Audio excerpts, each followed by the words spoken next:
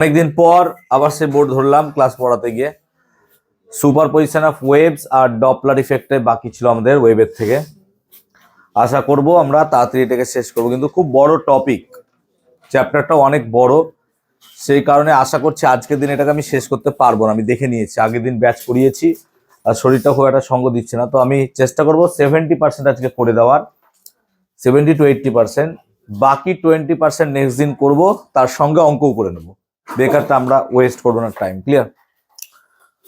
তাহলে আমরা superposition of ওয়েভসে চলো এগোচ্ছি আস্তে আস্তে টুকটুক করে। সুপারপজিশন অফ ওয়েভস কাকে বলে? সুপারপজিশন মানে বুঝতে পারছো, সুপারপজিশন মানে তরঙ্গের উপরিপাত। উপরিপাত মানে একটা বিন্দুতে এসে একাধিক তরঙ্গ মিট করা। যেমন ধরো কোনো একটা জায়গায় এটা একটা তরঙ্গ আছে, একটা যে কোনো একটা ওয়েভ, যে কোনো একটা তরঙ্গ আছে, এনি ওয়েভ তরঙ্গ আছে। ধরো তার তরঙ্গের একটা ইকুয়েশন আছে, কনসিডার করো তরঙ্গের ইকুয়েশন আছে y1 ইকুয়ালস টু কি হয় আমাদের, a সাইন, আমি ধরে নিলাম ওমেগা টি মাইনাস কে এক্স, সামহাউ কোনো একটা ওয়েভ। তাহলে একটা ওয়েভ যাচ্ছিল, ধরো আরো একটা কোনো ওয়েভ আছে, তারা এই পয়েন্টে এসে মিট করলো, দেখতে পাচ্ছ, এবং সেটা সেকেন্ড ওয়েভ। ধরো any other wave a sine omega T minus K x, আমি প্লাস ফাই দিয়ে দিলাম, ধরো প্লাস ফাই, এরকম আর একটা ওয়েভ, দুটো ওয়েভ আছে। এরকম দুটো ওয়েভ একটা বিন্দুতে এসে মিট করছে, দেখতে পাচ্ছ একটা এই বিন্দুতে এসে মিলছে। এই যে মেলার ঘটনা, এটাকে বলা হয় সুপারপজিশন অফ ওয়েভস। যেমন আমরা গ্র্যাভিটেশনের সুপারপজিশন প্রিন্সিপাল পড়ছিলাম, যে একাধিক পয়েন্ট মাসেস যদি থাকে, তাহলে এ ওকে অ্যাট্রাক্ট করবে, এ ওকে অ্যাট্রাক্ট করবে, এ ওকে অ্যাট্রাক্ট করবে, এরকম ভাবে পরস্পরকে অ্যাট্রাক্ট করবে, দিয়ে একটা সুপারপজিশন প্রিন্সিপাল পেয়েছিলাম আমরা। এখানেও সেরকম সুপারপজিশন প্রিন্সিপালই পাবো। সুপারপজিশন প্রিন্সিপাল জিনিসটা কি? আমরা দুটো ওয়েভকে যখন একটা পয়েন্টে এসে মিট করাচ্ছি, দুটো ওয়েভকে যখন একটা পয়েন্টে এসে মিট করাচ্ছি, তখন সেখান থেকে নতুন একটা ওয়েভ জেনারেট করে, এটাকে বলা হয় রেজাল্ট্যান্ট ওয়েভ বা লব্ধি তরঙ্গ। সো এগুলো হচ্ছে ইন্ডিভিজুয়াল এক একটা তরঙ্গ। ধরো এটার নাম হচ্ছে তরঙ্গ এক, তরঙ্গ এক, আর এটার নাম ধরো তরঙ্গ দুই। তাহলে দু রকমের তরঙ্গ আছে, একটা তরঙ্গ এক আর একটা তরঙ্গ দুই। এই দুটো কোনো একটা বিন্দুতে এসে মিট করলো, মিট করার পর যে তরঙ্গটা পেলে তাকে তুমি বলছো লব্ধি তরঙ্গ, বা তুমি এটাকে বলছো রেজাল্ট্যান্ট ওয়েভ। তাহলে লব্ধি তরঙ্গ বা রেজাল্ট্যান্ট ওয়েভ, এই যে রেজাল্ট্যান্ট ওয়েভটা পেয়েছো, এই রেজাল্ট্যান্ট ওয়েভের ডিসপ্লেসমেন্ট যদি ওয়াই হয়, এই রেজাল্ট্যান্ট ওয়েভের ডিসপ্লেসমেন্ট যদি ওয়াই হয়, সুপারপজিশন প্রিন্সিপাল অনুযায়ী why should be equals to y1 plus y2, এটাই সুপারপজিশন প্রিন্সিপাল।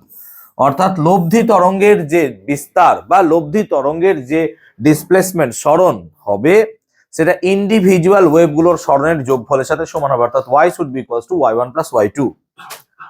তাহলে ইন্ডিভিজুয়াল তরঙ্গগুলোর ডিসপ্লেসমেন্টের যোগফল লব্ধি যে তরঙ্গটা পেয়েছো তার ডিসপ্লেসমেন্টের সাথে সমান হবে। এইটাই হচ্ছে আমাদের সুপারপজিশন অফ ওয়েভস। আমরা একটু চটচট করবো, বেশি লেট করবো না। তো সুপারপজিশন মানে বুঝাতে পারলাম দুটো ওয়েভ একটা জায়গায় এসে মিট করবে। এবার এই যে এখানে এসে মিট করবে, মিট করার পর যে রেজাল্ট্যান্ট ওয়েভটা পাবো, সেই রেজাল্ট্যান্ট ওয়েভটা ডিফারেন্ট হতে পারে যদি আমরা এই ওয়েভগুলোকে ডিফারেন্ট কন্ডিশনে অ্যাপ্লাই করি। তো লক্ষ্য করা যায় যে ডিফারেন্ট কন্ডিশনে দুটো ওয়েভ যখন এখানে এসে মিট করবে, তার ফলে যে রেজাল্ট্যান্ট ওয়েভটা পাবো, সেই রেজাল্ট্যান্ট ওয়েভটা তিন প্রকারের হতে পারে উইথ সাম সার্টেন কন্ডিশন। কন্ডিশনটা কেন বলছি, তার কারণ হচ্ছে কি, এখানে এই দুটো ওয়েভকে যখন আমরা বিভিন্ন কন্ডিশনে নিয়ে যাব, ধরো এই দুটোর বিস্তার সেম, কম্পাঙ্ক আলাদা, এরকম টাইপের ভাবো। ধরো বিস্তার সেম, কম্পাঙ্ক সেম, বেগ সেম, দশা পার্থক্য আলাদা। তাহলে এই যে কন্ডিশনগুলো সার্টেন এখানে অ্যাপ্লাই করছি আমরা, এই সার্টেন কন্ডিশনগুলোর জন্য এখানে যে আমরা রেজাল্ট্যান্ট ওয়েভটা পাবো, সেই রেজাল্ট্যান্ট ওয়েভটা কিছুটা হলেও আলাদা হবে। তো তার উপর ভিত্তি করে আমরা যে রেজাল্ট্যান্ট ওয়েভটা পাবো, সেটা তিন প্রকারের পাবো। তাহলে আমরা যেখানে দুটো ওয়েভকে মিট করাচ্ছিলাম, যদি তোমরা মনে করতে পারো, দুটো ওয়েভ মিট করছিল, মিটের পর নতুন ওয়েভটা বেরোচ্ছে, দিস ইজ নিউ ওয়েভ।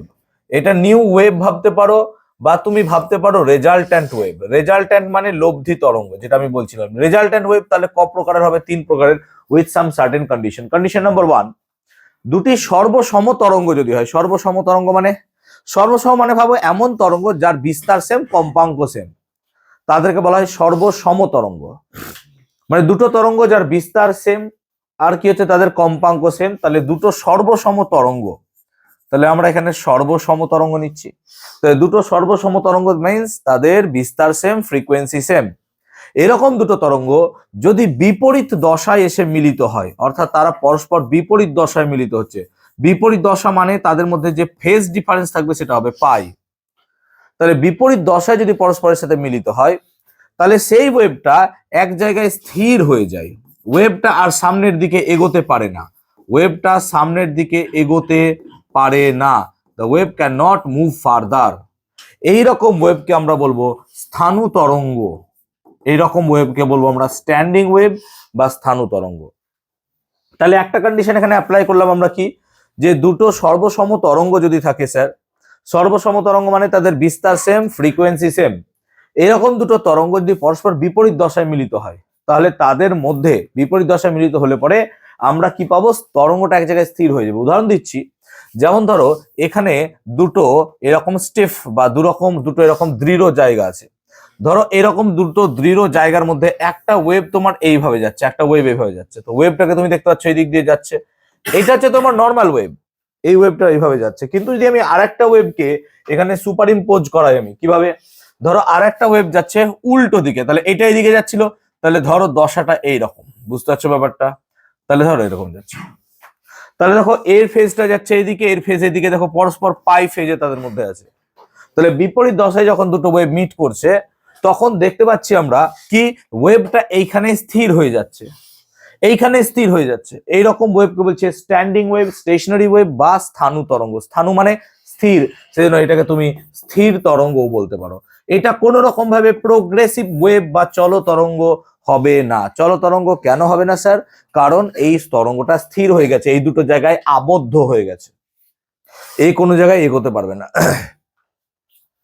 দুটো ওয়েভের মধ্যে যদি ফ্রিকোয়েন্সি বা কম্পাঙ্কের সামান্য পার্থক্য থাকে কিন্তু তাদের বিস্তার সেম, তাহলে বিস্তারটা কি হবে স্যার, না তো বিস্তার যদি দুটো তরঙ্গের একই হয়, বিস্তার দুটো তরঙ্গের একই হয় কিন্তু কম্পাঙ্কের সামান্য পার্থক্য থাকে, তাহলে কম্পাঙ্কের সামান্য পার্থক্য, সামান্য পার্থক্য মানে কত পার্থক্য, আমরা যখন এই টপিকটা পড়াবো তখন দেখাবো কম্পাঙ্কের পার্থক্য 10 হার্টজের থেকে কম হতে হবে, 10 হার্টজের বেশি হলে হবে না, সামান্য পার্থক্য।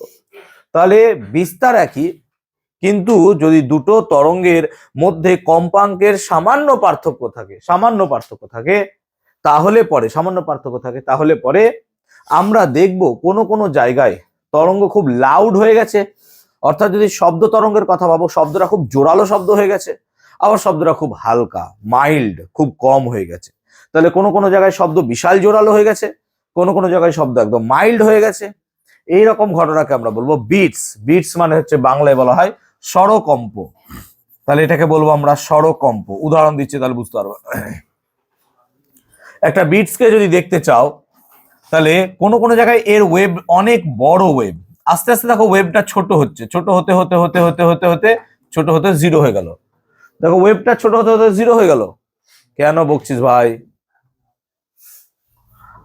আবার আস্তে আস্তে কি হচ্ছে স্যার, বড় হচ্ছে, বড় হতে হতে হতে হতে হতে ছোট হতে হতে হতে একদম বড় হয়ে গেছে, তাই না, এরকম বড় হয়ে গেছে, আবার বড় থেকে হতে হতে হতে একদম ছোট্ট হয়ে যাচ্ছে, একদম ছোট্ট, তাই না, এরকম, ঠিক আছে। তাহলে বড় ছোট হচ্ছে এরকম ভাবে, দেখো কোন জায়গায় ওয়েভের একদম জিরো হয়ে যাচ্ছে, কোন জায়গায় ম্যাক্সিমাম হয়ে যাচ্ছে, এটাকে বলতে পারো তুমি বিটস। তাহলে বিটস হতে গেলে কন্ডিশনটা কি, বিস্তার সেম থাকতে হবে আর তাদের মধ্যে কম্পাঙ্কের সামান্য পার্থক্য থাকবে, তাহলে পরে লাউড সাউন্ড পাবে নাও পাবে, এরকম ঘটনাকে আমরা বিটস বলছি। ইন্টারফেয়ারেন্স আগে আমাদের 11-এ ছিল, এখন আর নাই, বাদ দিয়ে দিয়েছে। ইন্টারফেয়ারেন্সটা কি, যদি দুটি তরঙ্গের বিস্তার একই হয়, বিস্তার একই হয়, তাহলে দুটো তরঙ্গের যদি বিস্তার একই হয়, বিস্তারটা সেম, অ্যামপ্লিটিউড সেম আছে তাদের মধ্যে, বাট তাদের মধ্যে যদি একটা constant phase difference, constant phase difference, constant phase difference বা তুমি ভাবতে পারো কনস্ট্যান্ট পাথ ডিফারেন্স, তাহলে কনস্ট্যান্ট ফেজ ডিফারেন্স বা কনস্ট্যান্ট পাথ ডিফারেন্স যদি তাদের মধ্যে থাকে তাহলে পরে দেখা যায় যে দুটো ওয়েভ এক জায়গায় মিট করছে তার ফলে উৎপন্ন হওয়া রেজাল্ট্যান্ট ওয়েভ কোনো জায়গায় এনার্জি জিরো হয়ে যায়, আবার কোনো জায়গায় এনার্জি ম্যাক্সিমাম হয়। এই যে পর্যায়ক্রমিক ভাবে energy maximum zero maximum zero maximum zero এরকম চলতে থাকে, এই ঘটনাকে বলা হয় ইন্টারফিয়ারেন্স, যার বাংলা বলা হয় ব্যতিচার। তাহলে এটাকে বলা হয় ব্যতিচার। কিন্তু এই ব্যতিচারটা আমাদের ক্লাস 12-এ আছে, কোথায়? ইলেকট্রোম্যাগনেটিক ওয়েভের ক্ষেত্রে। তো ব্যতিচারটা আমরা ইলেকট্রোম্যাগনেটিক ওয়েভের ক্ষেত্রে পড়বো, ইএম ওয়েভের ক্ষেত্রে। বাকি এগুলো সব যা পড়ছি আমরা, এগুলো সব কিন্তু মেকানিক্যাল ওয়েভ। আমরা ক্লাসে আলোচনা করেছিলাম মেকানিক্যাল ওয়েভ কাকে বলে। মেকানিক্যাল ওয়েভ মানে হচ্ছে যান্ত্রিক তরঙ্গ। যে তরঙ্গ আমাদের কোনো মাধ্যম ছাড়া যেতে পারে না তাদেরকে মেকানিক্যাল ওয়েভ বা যান্ত্রিক তরঙ্গ আমরা বলেছিলাম। যেমন শব্দ তরঙ্গ, সেই জন্য আমরা পুরো 11টা কিন্তু শব্দ তরঙ্গের উপর বেস করেই চলবো। তাই সুপারপজিশন অফ ওয়েভ মানে কোনোদিনও ভাববো না আমরা ইলেকট্রোম্যাগনেটিক ওয়েভের সুপারপজিশন পড়ছি, আমরা মেকানিক্যাল ওয়েভের সুপারপজিশন পড়ছি। দ্যাট মিনস আমরা এখানে যান্ত্রিক তরঙ্গের পড়ছি। তাহলে আমরা যান্ত্রিক তরঙ্গ নিয়ে পড়ছি। এত ক্লিয়ার হয়েছে সবার? বুঝতে পেরেছি? তাহলে ক রকমের ঘটনা ঘটে সুপারপজিশন হলে? 3 রকমের। একটা হচ্ছে কি স্টেশনারি ওয়েভস, একটা হচ্ছে বিটস, আর একটা হচ্ছে ইন্টারফারেন্স। তার মধ্যে থেকে আমাদেরকে দুটো জিনিস পড়তে হবে, স্টেশনারি ওয়েভ পড়তে হবে আর বিটস পড়তে হবে। ক্লিয়ার? চলো আমরা স্টেশনারি ওয়েভে ঢুকলাম তাহলে। ঠিক আছে, ওকে। স্টেশনারি ওয়েভস কাকে বলে? তাহলে দুটো সর্বসম তরঙ্গ যদি বিপরীত দশায় এসে মিলিত হয় তখন তাকে আমরা বলছি কি স্টেশনারি ওয়েভ বা স্থাণু তরঙ্গ। এখন স্টেশনারি ওয়েভ বা স্থাণু তরঙ্গ জিনিসটা কি রকম হয় দেখতে? তো কনসিডার করো একটা লম্বা টান টান করা তার আছে, লম্বা টান টান করা তার আছে। এই লম্বা টান টান করা তারের ক্ষেত্রে যদি আমি কোনো একটা জায়গা টেনে ছেড়ে দিই তাহলে তার মধ্যে একটা ভাইব্রেশন হবে, ভাইব্রেশন হবে। ভাইব্রেশনটা বিভিন্ন মানে বিভিন্ন ওয়েতে হতে পারে, এরকম ভাবে এরকম বিভিন্ন ওয়েতে হতে পারে। তো ফর এক্সাম্পল আমরা যদি দেখি যে এই সিম্পলেস্ট ওয়েটাকে, এটা সব থেকে ইজিয়েস্ট ওয়ে, কারণ এগুলো তো আরো জটিল হয়ে যাচ্ছে ওয়েভগুলো। এটা হচ্ছে সব থেকে সহজ ওয়েভ, যার এই দুটো পয়েন্ট ফিক্সড। মানে কি, আমরা যদি নর্মালি বলি এই দুটো পয়েন্টে কি আছে স্যার, না তো এই দুটো পয়েন্টে এরকম করে দাগ আছে, বুঝতেই পারছো এরকম। এবং আমি কি করছি, তারটাকে টানে ছেড়ে দিয়েছি। টেনে ছেড়ে দিলে পরে তারটা এরকম ভাবে কাঁপছে। তাহলে দেখো তারের এই দুটো পয়েন্ট, যে দুটো পয়েন্ট আমি মেনশন করছি, দেখো এই পয়েন্টটা আর এই পয়েন্টটা সর্বদা স্থির থাকবে। দ্যাট মিনস এই দুটো পয়েন্টে যে ওয়েভ আছে সেই ওয়েভের বিস্তার সবসময় জিরো হবে। কেন? এইটা কোনোদিনই উপরে যাচ্ছে না, নিচেও নামছে না। হ্যাঁ না বলো? তাহলে এই দুটো ফিক্সড এন্ড, এদের বিস্তার ওয়াই কত? সবসময় জিরো। তাহলে আমরা দুটো পয়েন্ট পেলাম ফিক্সড, দুটো পয়েন্ট পেলাম ফিক্সড পয়েন্ট। ফিক্সড পয়েন্ট কোনগুলো? এন্ড অফ দ্য ওয়ায়ার্স, মানে ওয়ারগুলো যেখানে লাগানো আছে এন্ড অফ দ্য ওয়ায়ার্স, সেই জায়গায় ওয়াইয়ের ভ্যালু অলওয়েজ হচ্ছে জিরো। তাহলে যেই জায়গায় ওয়াইয়ের ভ্যালু সবসময় জিরো, বা ভাবতে পারো বিস্তার জিরো, দ্যাট মিনস এটা মানে হচ্ছে that is amplitude is zero, সেই রকম জায়গাগুলোকে আমরা বলবো কি nodes. They are called as nodes, বাংলায় বলা হয় নিস্পন্দ বিন্দু। তাহলে নিস্পন্দ বিন্দু বা নোডস কাকে বলা হয়? না তো সেই সমস্ত পয়েন্ট যে পয়েন্টের বিস্তার কত হচ্ছে স্যার? জিরো। তাহলে এই জায়গাটায় কটা নোড আছে স্যার? নিচেরটাতে। তাহলে বুঝতে পারছো কটা নোড আছে? ওম বলতো কটা নোড আছে এখানে? দুটো নোড আছে। ভেরি গুড, এখানেও দুটো এখানেও দুটো। তাহলে এদের মধ্যে পার্থক্য কি হলো রে? তাহলে এইটা একটা নোড, এইটা একটা নোড, এই একটা নোড। তাহলে টোটাল 3টা নোড আছে এখানে। বুঝতে পারছি ব্যাপারটা? দেখে নাও এই জায়গাটার বিস্তারও জিরো। সেরকমই এখানে কটা নোড আছে স্যার? 1 2 3 4, এরকম ভাবে 4টে নোড আছে। নোড মানে বুঝলাম না তো যে জায়গাগুলোতে আমার কি হচ্ছে অ্যাম্পলিটিউড জিরো, মানে ওয়াই জিরো হয়ে যাচ্ছে, সেই সমস্ত জায়গাগুলোকে আমরা কি বলছি স্যার? নোড বলছি। আবার কিছু কিছু পয়েন্ট আছে, এই যে মাঝের পয়েন্টের কথা ভাবো, এই মাঝের পয়েন্টের কথা দেখো, এই মাঝের পয়েন্টে দেখো এর ম্যাক্সিমাম তোমার বা বেশি পরিমাণ কি হয়েছে? অ্যাম্পলিটিউড হয়েছে। হ্যাঁ না বলো? এই জায়গাটায়। তাহলে দেখো এই জায়গাটায় অ্যাম্পলিটিউড ম্যাক্সিমাম, দেখতেই পাচ্ছ নিশ্চয়, এখানে অ্যাম্পলিটিউড ম্যাক্সিমাম। তো যে সমস্ত জায়গায় অ্যাম্পলিটিউড ম্যাক্সিমাম হয়েছে সেগুলোকে বলি আমরা অ্যান্টিনোড। তাহলে অ্যান্টিনোড কাকে বলে? না তো অ্যান্টিনোড কাকে বলবো? অ্যান্টিনোড হবে ম্যাক্সিমাম অ্যাম্পলিটিউড, মানে যে সমস্ত জায়গায় বিস্তার সর্বোচ্চ, বিস্তার হচ্ছে তোমার সর্বোচ্চ, ম্যাক্সিমাম অ্যাম্পলিটিউড, তাকে কি বলছো তুমি? অ্যান্টিনোড, যাকে বলা হয় সুস্পন্দ বিন্দু। তাহলে একটা স্থাণু তরঙ্গের দুটো জিনিস আমরা পড়লাম, পড়লাম আমরা নোডস আর পড়লাম হচ্ছে অ্যান্টি নোডস। একটা হচ্ছে নিস্পন্দ বিন্দু আর একটা হচ্ছে সুস্পন্দ বিন্দু। নিস্পন্দ বিন্দু কাকে বলে? না তো যে সমস্ত বিন্দুতে তরঙ্গের বিস্তার কত হয়ে যায় 0, তাদেরকে বলছি নিস্পন্দ বিন্দু। আর যে সমস্ত জায়গায় বিস্তার সর্বোচ্চ ম্যাক্সিমাম বিস্তার, দেখো এই জায়গায় ম্যাক্সিমাম বিস্তার আছে, দেখতে পাচ্ছ তুমি নিশ্চয়ই, এই জায়গায় ম্যাক্সিমাম বিস্তার আছে, এটাকে বলছি আমরা কি? সুস্পন্দ বিন্দু।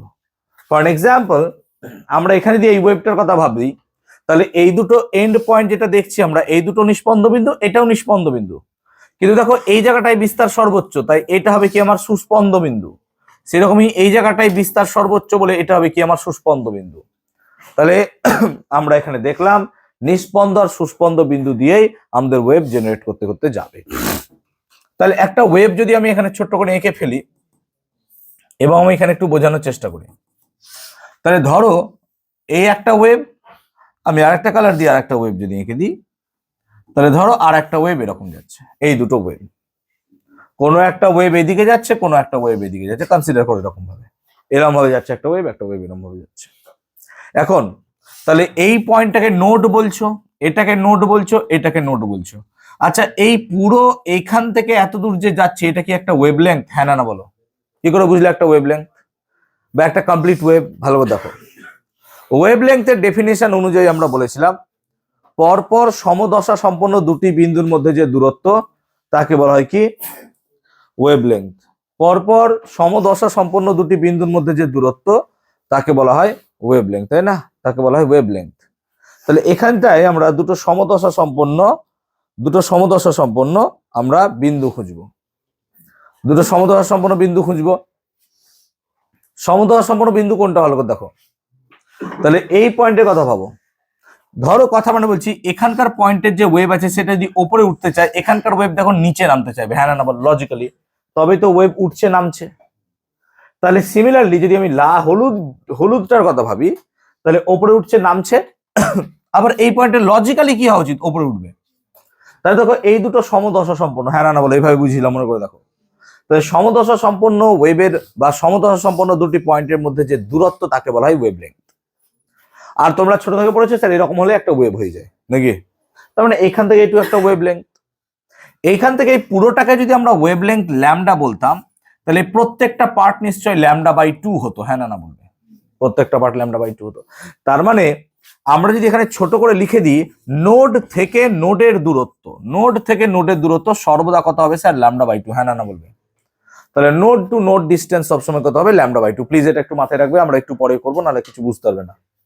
তাহলে নোড মানে নিস্পন্দ বিন্দু, একটা নিস্পন্দ বিন্দু থেকে আরেকটা নিস্পন্দ বিন্দুর দূরত্ব কত হবে স্যার? λ/2। একটা নিস্পন্দ বিন্দু থেকে আরেকটা নিস্পন্দ বিন্দু দূরত্ব কত হবে স্যার? λ/2। তাহলে পরপর যদি তিনটে নোড থাকে, নোড নোড নোড, তাহলে যদি পরপর তিনটে নোড থাকে, নোড নোড নোড, তাহলে তাদের মধ্যে ডিস্টেন্স হবে কত স্যার? ল্যামডা। তাহলে তিনটে নোড পরপর থাকলো, নোড নোড নোড, তাহলে হবে ল্যামডা। আর এইটা নোড আর এটা অ্যান্টি নোড নাকি? নোড থেকে অ্যান্টি নোডের ডিস্টেন্স কত হবে স্যার? λ/4, হ্যাঁ না বলো? তাই আমরা মাথায় রাখবো নোড থেকে অ্যান্টি নোডের যে ডিস্টেন্স, সেটা হবে λ/4। নোড থেকে যদি অ্যান্টি নোডের ডিস্টেন্স দেখো, তাহলে কত হবে? λ/4। কি করে হবে? এই নোড আর এই অ্যান্টি নোড, নোড থেকে অ্যান্টি নোড λ/4 হবে, নোড টু নোড হবে λ/2, node to node to node সবসময় হবে ল্যামডা। 3 কেস বোঝালাম। নোড মানে কি বললাম? নিস্পন্দ বিন্দু। অ্যান্টি নোড মানে কি বোঝালাম? সুস্পন্দ বিন্দু। সুস্পন্দ বিন্দু থেকে নিস্পন্দ বিন্দু দূরত্ব কত হবে? λ/4। দুটো পরপর নিস্পন্দ বিন্দু λ/2, তিনটে পরপর নিস্পন্দ বিন্দু থাকবে ল্যামডা। এছাড়া আর কিছু বোঝায়নি। এবার এই যে পরপর দুটো নিস্পন্দ বিন্দু আছে, একটা নিস্পন্দ বিন্দু আর একটা নিস্পন্দ বিন্দু, এর মাঝে দেখো একটা লুপের মতো লাগছে, তাই এটাকে আমরা বলছি লুপ। তাহলে এটা একটা লুপে কাঁপছে, এটা দুটো লুপে কাঁপছে, এটা তিনটে লুপে কাঁপছে, চারটে লুপ। তার মানে এইগুলোকে আমরা বলবো কি? এই যে শেডের এরিয়া, এগুলোকে বলছি লুপ। তাহলে এখানে কটা লুপ আছে? দুটো লুপ আছে। তাহলে পরপর এরকম ভাবে লুপ ওয়াইজ কাঁপে। তাহলে আমরা এখানে নোড, অ্যান্টিনোড, লুপ আর ওয়েভলেংথ সবগুলোই বোঝানোর চেষ্টা করেছি এখানে আমি। ক্লিয়ার হয়েছে? তাহলে নোড, অ্যান্টিনোড, লুপ, ওয়েভলেংথ সবগুলো বোঝানোর চেষ্টা করেছি। হ্যাঁ, পরপর দুটো নোডের মধ্যে যে ডিস্টেন্স তাকে বলা হয় লুপ। পরপর দুটো নোডের মধ্যে যে ডিস্টেন্স তাকে বলা হয় লুপ। যেমন এটা একটা লুপ, এটা একটা লুপ, এটা একটা লুপ, এটা একটা নোড, এটা একটা নোড, দুটো নোডের মধ্যে ডিস্টেন্সকে লুপ বলছি। দুটো নোডের মধ্যে ডিস্টেন্সকে আমরা কি বলছি? লুপ বলছি। ঠিক আছে, okay. Mathematical representation of standing waves. তাহলে স্ট্যান্ডিং ওয়েভের যদি ম্যাথমেটিক্যাল রিপ্রেজেন্টেশন দেখো, তাহলে ধরো একটা ওয়েভ এখানে যাচ্ছিল, আর একটা ওয়েভ এইভাবে যাচ্ছে, দিয়ে মিট করছে। কিন্তু আমরা বারবার বলেছি দুটো ওয়েভের মধ্যে ফেজ ডিফারেন্স কি হবে? অপোজিট। মানে ফেজ ডিফারেন্স কমপ্লিট অপোজিট হবে। তার মানে একটা ওয়েভ লজিক্যালি যদি এইদিকে যায়, আর একটা ওয়েভ স্যার এইদিকে যাবে নাকি? তার মানে একটা ওয়েভকে আমি কনসিডার করতে পারি y1 should be equals to a sin omega T minus K X. তাহলে সেকেন্ড ওয়েভটাকে আমি এভাবে কনসিডার করব a sin ওমেগা টি কত লিখবো? প্লাস কে এক্স। কেন প্লাস কে এক্স লিখলাম? তাহলে এইদিকে গেলে যদি মাইনাস এক্স হয়, এদিকে গেলে কি হবে? Plus x. দেখতেই পাচ্ছ ভাই, সিম্পল। তাহলে এই দুটো লিখলাম। তাহলে কনসিডারেশনটা আমার এরকম হলো যে স্যার একটা ওয়েভ এইদিকে যাচ্ছে, আর একটা ওয়েভ এইদিকে যাচ্ছে, দিয়ে তারা পরস্পর মিট করবে। এবং আমরা মনে করে দেখো সর্বসম তরঙ্গ বলেছিলাম। সর্বসম তরঙ্গের বাই ডেফিনেশন বলেছিলাম বিস্তার সেম হবে। দেখো দুটো ওয়েভের বিস্তার সেম, আর দেখো ফ্রিকোয়েন্সি সেম আছে। এখন লব্ধি যে তরঙ্গ পাবো y, সেই y সমান কত হবে? y1 plus y2। লব্ধি তরঙ্গ কত হবে? y সমান y1 প্লাস y2 হবে।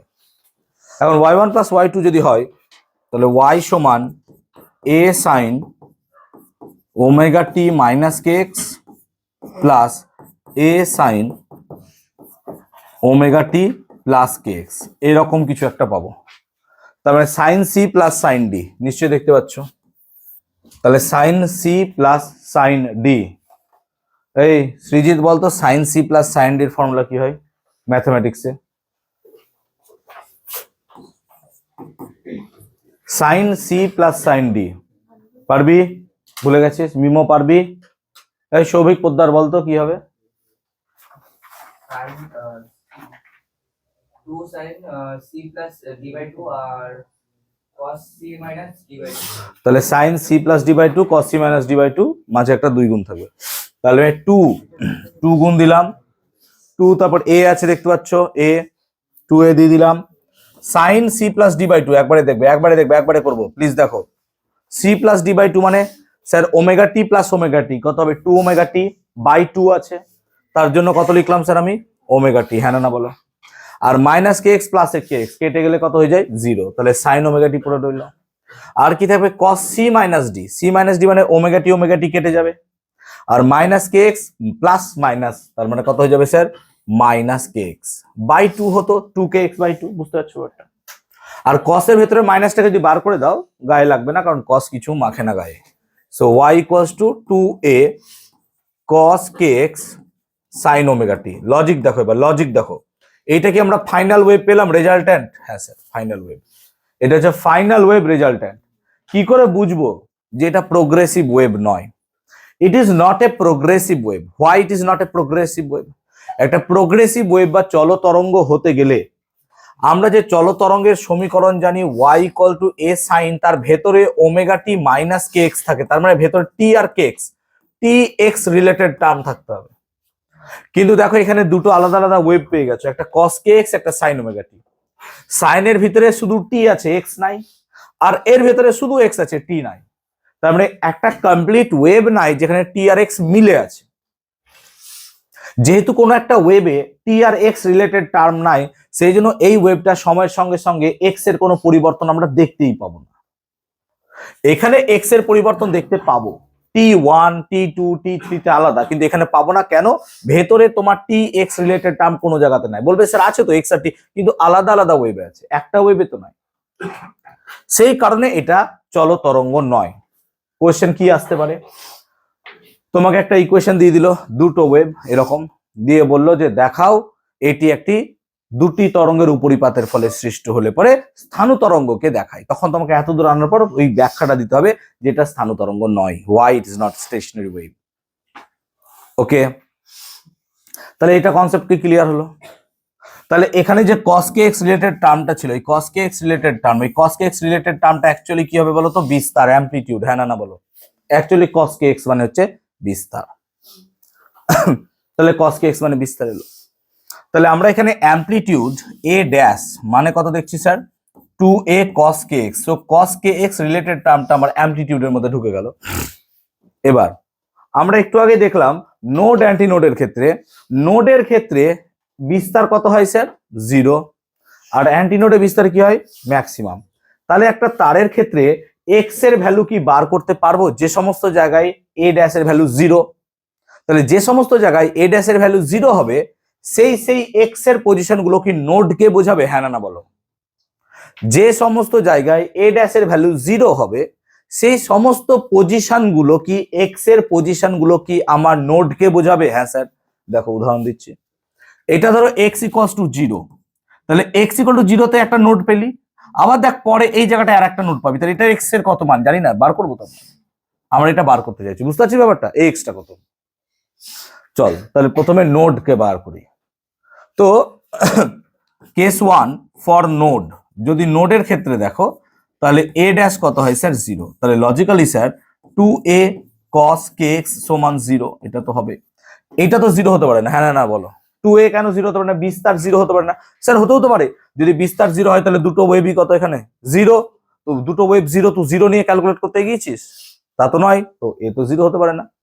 তাহলে অনলি পসিবিলিটিজ যে cos kx এটার ভ্যালুই কত হবে স্যার 0, আর k মানে কত 2π/λ, আর cos এর ভ্যালু কততে 0 হয় স্যার? cos এর ভ্যালু তো অনেক ক্ষেত্রে 0 হয়, চলো এক এক করে নাও।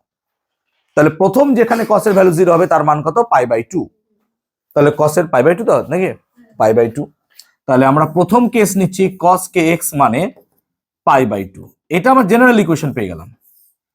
তাহলে π/2, তাহলে লজিক্যালি আমরা এখানে যদি বলি cos kx এর ভ্যালু π/2 হয়, তাহলে আমরা ইজিলি বলতে পারবো স্যার kx এর ভ্যালু কত হবে π/2, আর k মানে কত স্যার 2π/λ।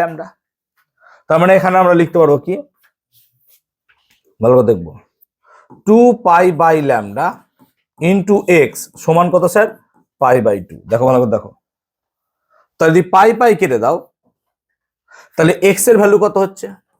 x এর ভ্যালু আমরা দেখতে পাচ্ছি λ/, কত হয়ে যাচ্ছে 4, তাহলে x এর ভ্যালু দেখছি আমরা λ/4 এ ফার্স্ট আমরা নোড পাবো, x এর ভ্যালু যখন λ/4, অ্যাকর্ডিং টু দিস ক্যালকুলেশন আমাকে তাই বলছে, x এর ভ্যালু λ/4 এ প্রথম নোড পাবো। সেকেন্ড নোড কখন পাবো স্যার? যখন π/2 বদলে কত ধরবো 3π/2, হ্যাঁ না বলো? কেন, দেখো π/2 তে তো 0 হবে, নেক্সট 0 কখন হবে 3π/2 তে, তাহলে এটা x হচ্ছে λ/4, ঠিক আছে। পরবর্তী কেস মানে ভালো করে বোঝ, পরবর্তী কোন জায়গাটাতে a' 0 হবে, কোন জায়গায়? না তো প্রথম তো স্যার π/2 তে 0 হলো, পরেরটা কত হবে 3π/2 তে 0 হবে, তাহলে এগেইন যদি আমরা বসাই যে kx সমান 3π/2, তাহলে 2π/λ ইন্টু x সমান 3π/2, এখান থেকে যদি ক্যালকুলেট করা যায় তাহলে x সমান আসছে দেখো 3λ/4, 3λ/4। নেক্সট কোন জায়গাটায় cos এর ভ্যালু 0 আসবে স্যার? π/2, 3π/2 কত হবে 5π/2, হ্যাঁ না বলো? তাহলে নেক্সট কেস যদি kx সমান 5π/2 হয় তাহলে ইজিলি তুমি বলতে পারবে স্যার x সমান 5λ/4 হবে, হ্যাঁ না বল? হবে না 5λ/4? তাহলে প্যাটার্নটা আমরা লক্ষ্য করতে পারছি কি হচ্ছে স্যার λ/4, 3λ/4, 5λ/4, পরেরটা হবে কি স্যার 7λ/4, 9λ/4, এরকম ভাবে চলবে। মানে যেমন cos 0 হয় 2n + 1 π/2 তে, তেমনি এটা মানবে 2n + 1 λ/4, হ্যাঁ না বলো? তাহলে n এর ভ্যালু 0 বসালে কত হবে λ/4, n এর ভ্যালু 1 বসালে কত হবে 3λ/4। সো জেনারেলাইজড যদি আমরা দেখি তাহলে x should be equals two 2n + 1 কত হবে স্যার λ/4, এটা হচ্ছে জেনারেলাইজড, বুঝতে পারলাম ব্যাপারটা? দেখ n এর ভ্যালু 0 বসা কত আসবে λ/4, n এর ভ্যালু 1 বসা 3λ/4, n এর ভ্যালু 2 বসা 5λ/4, n এর ভ্যালু 3 বসা 7λ/4, দেখতে পাচ্ছি জেনারেলাইজড। তাহলে এই সমস্ত পজিশনে আমরা কি পাবো না তো স্ট্যান্ডিং ওয়েভের ক্ষেত্রে এই সমস্ত পজিশন গুলোতে আমরা কি পাবো না তো নোডস পাবো। এবার যদি আমাদেরকে অ্যান্টিনোড বার করতে হয়, অ্যান্টিনোড, তাহলে অ্যান্টিনোড বার করতে গেলে a' এর ভ্যালু কি হবে ম্যাক্সিমাম, তাহলে নিশ্চয়ই cos kx এর ভ্যালু 0 হবে না, কত হবে ম্যাক্সিমাম। এবার cos এর কোন কোন জায়গাগুলো ম্যাক্সিমাম সেগুলো বার করবো, ঠিক আছে চল। ওকে, তাহলে এটা গেল নোডের ক্ষেত্রে। আই হোপ নোডের ক্যালকুলেশন সকলে বুঝতে পেরেছো। এবার আমরা অ্যান্টি নোডের ক্যালকুলেশনটা বুঝবো, ঠিক আছে। সবার ক্ষেত্রে এটা ক্লিয়ার এত দূর? এবার ফর অ্যান্টিনোডস, ফর অ্যান্টিনোড যদি দেখো, তাহলে ফর অ্যান্টিনোডস যদি দেখো, তাহলে আমাদের কাছে আছে a ড্যাশ সমান 2a cos kx, আর এখান থেকে আমরা বলেছিলাম যে sir cos kx should be equal two 1, যদি 1 হয় মানে প্লাস মাইনাস 1 ভাবো, +1 বা -1, তাহলে পরে সেটা ম্যাক্সিমাম হবে। তাহলে cos kx এর কত ভ্যালু ম্যাক্সিমাম স্যার? ফার্স্ট তো x এর ভ্যালু মানে 0 তে, তাহলে ফার্স্টে kx এর ভ্যালু আমি লিখতে পারবো স্যার কত? 0। তাহলে kx এর ভ্যালু যদি 0 হয়ে যায় স্যার x এর ভ্যালু তো 0, তাহলে x ইকুয়ালস টু 0 তে প্রথম আমরা কি পাবো? অ্যান্টিনোড। হ্যাঁ না বলো? সেকেন্ড কেস কততে হবে স্যার? পাই। হ্যাঁ না বলো? নেক্সট cos কততে 1 হয়? +-1 পাই হয়, 0-র পর পাই। তাহলে সেকেন্ড কেস নিচ্ছি, তাহলে अगेन আমরা ধরছি cos kx সমান কত স্যার? পাই, cos পাই। তাহলে kx সমান কত হবে? পাই। তাহলে 2 pi by lambda into x সমান পাই, তাহলে পাই পাই কেটে গেলে x সমান কত আসছে স্যার? Lambda by 2। তাহলে প্রথম এলো 0, তারপর এলো ল্যামডা বাই 2। নেক্সট কততে হবে? পায়ের পর বলো 2 পাই। হ্যাঁ না বলো? cos নেক্সট 1 কততে হবে? 0 পাই 2 পাই, তাই না? 2 পাই হবে তো? কি অঙ্ক শিখছো আমি বুঝতে পারছি না কিছু।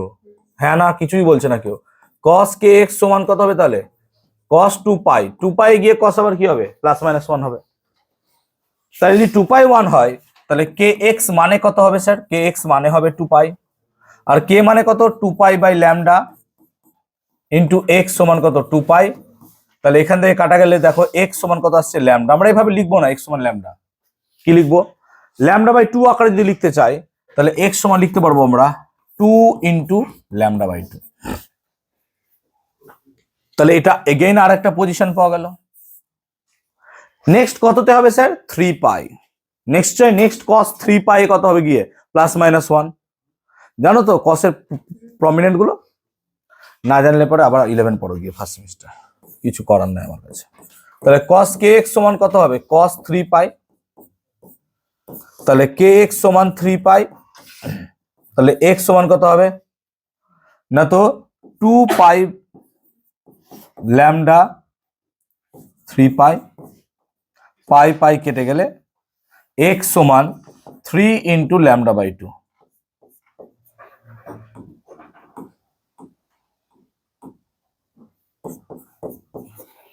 x সমান 3 ল্যামডা বাই 2, এটাই হবে।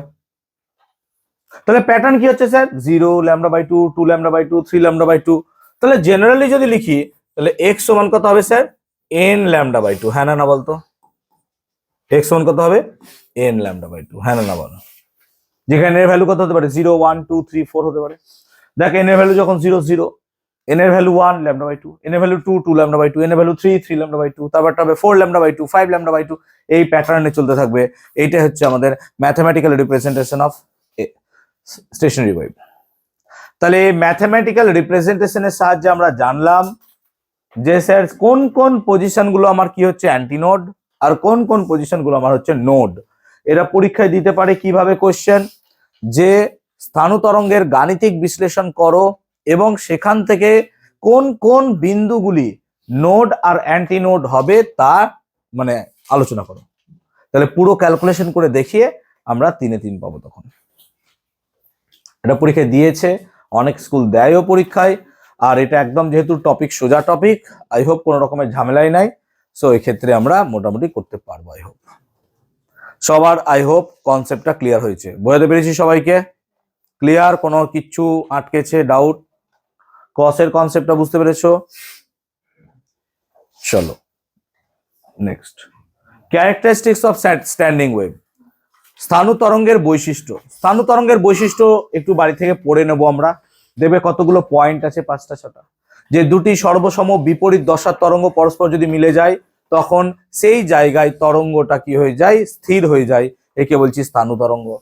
স্থানু তরঙ্গ একটা জায়গায় স্থির থাকাকালীন তার কোনো কোনো বিন্দুতে বিস্তার সর্বোচ্চ হয়, সেগুলোকে আমরা বলি অ্যান্টিনোড। আর কিছু কিছু জায়গায় বিস্তার হয় সর্বনিম্ন, সেগুলোকে আমরা বলি নোড। তাহলে নোড অ্যান্টিনোড চলে। স্থানু তরঙ্গ এক জায়গায় স্থির থাকবে, তাদের মধ্যে যে দশা পার্থক্য সেটা কত হবে পাই। এরকম কিছু কিছু পয়েন্ট আছে, সেগুলো তোমরা একটু পড়ে নিও, দেখবে তোমাদের বইয়ে আছে। এবং তারপরে তোমরা পাবে প্রোগ্রেসিভ ওয়েভ অর্থাৎ চল তরঙ্গের সাথে স্থানু তরঙ্গের পার্থক্যটাও দেখবে বইয়ে 4-5টা পয়েন্ট আছে, পড়ে নিও। আই হোপ নিজেরা পারবে, কারণ আগে তোমরা প্রোগ্রেসিভ ওয়েভ পড়েছো, এখন পড়ছো স্থানু তরঙ্গ, দুটোর পার্থক্য আমার মনে হয় তোমরা করতে পারবে। সো আমি ধরে চলছি যে পারবে। এবার কি বলবো, transverse vibration in a string. একটা স্ট্রিং এর ক্ষেত্রে ট্রান্সভার্স ভাইব্রেশন মানে কি? যদি আমাদের কাছে গিটার থাকে, যদি গিটার বাজাতে থাকে, তো গিটার থাকাকালীন দেখবে গিটার চালানোর সময়, বাজানোর সময় আমরা কি করি, তারের মধ্যে এইভাবে বাড়ি মারি। তাহলে এইভাবে বাড়ি মারি, যেটা স্ট্রামিং বলা হয় নাকি, স্ট্রামিং। অনেকে পিক করে। তো স্ট্রামিং মানে কি, তারটা লম্ব থাকে, তার পারপেন্ডিকুলার ডিরেকশনে আমরা ফোর্স দিই, তার মানে তারটা এইভাবে কাঁপে অ্যাকচুয়ালি লজিক্যালি, এই ভাইব্রেশন হয়, এটা বলে ট্রান্সভার্স ভাইব্রেশন। তাহলে আমার যদি কোনো জায়গায় একটা তার থাকে, কোনো জায়গায় একটা তার আছে, কনসিডার করো কোনো জায়গায় একটা তার আছে, এই তারটাকে যদি আমি ওপরের দিকে ফোর্স দিয়ে টেনে দিই, তাহলে সব থেকে সম্ভব হচ্ছে যে তারটা এইভাবে ভাইব্রেট করবে এবং ভাইব্রেট করার ফলে আমি এখানে যদি কান রাখি সেখানে শুনতে পাবো। তো এইটাকে বলা হচ্ছে transverse vibration in a string. একটা স্ট্রিং এর মধ্যে ট্রান্সভার্স ভাইব্রেশন হচ্ছে। এখন যদি transverse vibration in a string দেখতে চাও, তাহলে এখানে যে সব থেকে সহজ ওয়েভ সেটা এই ওয়েভটাই, হ্যাঁ না বলো? সব থেকে সহজ ওয়েভ এটা না? হ্যাঁ স্যার, সব থেকে সহজ ওয়েভ। কেন? যদি ওয়েভ একটা লুপে কাঁপে তাহলে সেটা সব থেকে সহজ ওয়েভ। তার মানে আমরা সিঙ্গেল লুপের কথা ভাবছি। সিঙ্গেল লুপ মানে, এবার দেখো জটিল হচ্ছে জিনিসগুলো। হ্যাঁ, সিঙ্গেল লুপ মানে কি হবে? এটা হচ্ছে আমার সিঙ্গেল লুপ, ওয়েভটা এইভাবে কাঁপছে, এটা হচ্ছে সব থেকে সহজ। অ্যান্ড সিঙ্গেল লুপ মানে একটা লুপ আছে, লুপ আমি নিশ্চয়ই বুঝিয়েছিলাম, দুটো নোডের মধ্যে ডিস্টেন্সকে, এটা নোড মাঝেটুকু লুপ। তাহলে এটা একটা নোড, তার মাঝের এইটাকে বলছি আমরা কি, লুপ। এখন এই লুপে যদি দেখো, তাহলে এটা একটা নোড আর এটা একটা নোড, সৃজা দুটো পরপর নোডের মধ্যে ডিস্টেন্স কত হয়? ল্যামডা দিয়ে বলো, ল্যামডা বাই 2। আর যদি দড়িটার দৈর্ঘ্য এল হয়, তাহলে লেংথ অফ দ্য ওয়্যার যদি এল হয়, তাহলে আমরা কি লিখতে পারবো যে এল মানেই স্যার ল্যামডা বাই 2, হ্যাঁ না বলবে? কারণ এখান থেকে এইটুকু তো ল্যামডা বাই 2, ওয়েভলেংথ তো ল্যামডা বাই 2, ওয়েভলেংথটা হচ্ছে ল্যামডা বাই 2 আর ওয়্যারটা হচ্ছে এল দৈর্ঘ্যের, তাহলে L should be equal to lambda by 2। তাহলে এল ইকুয়ালস টু যদি ল্যামডা বাই 2 হয়, তাহলে ল্যামডা সমান কত হবে? ল্যামডা সমান হবে 12। আর যদি আমি ফ্রিকোয়েন্সি বার করতে চাই n1, তাহলে n1 মানে কত হবে? n1 মানে হয় v বাই ল্যামডা, তার মানে n1 মানে হবে স্যার v বাই 12। তাহলে এটা হচ্ছে ফান্ডামেন্টাল টোন, মানে এটাকে বলবো আমরা মূল সুর বা ফান্ডামেন্টাল টোন। কেন ফান্ডামেন্টাল টোন বলছি? আমরা যেদিন নেচার অফ ভাইব্রেশন পড়াই সেদিন বলেছিলাম যে কতগুলো ফ্রিকোয়েন্সির মধ্যে সব থেকে কম ফ্রিকোয়েন্সি যেটা, সেটাকে বলি আমরা কি, মূল সুর।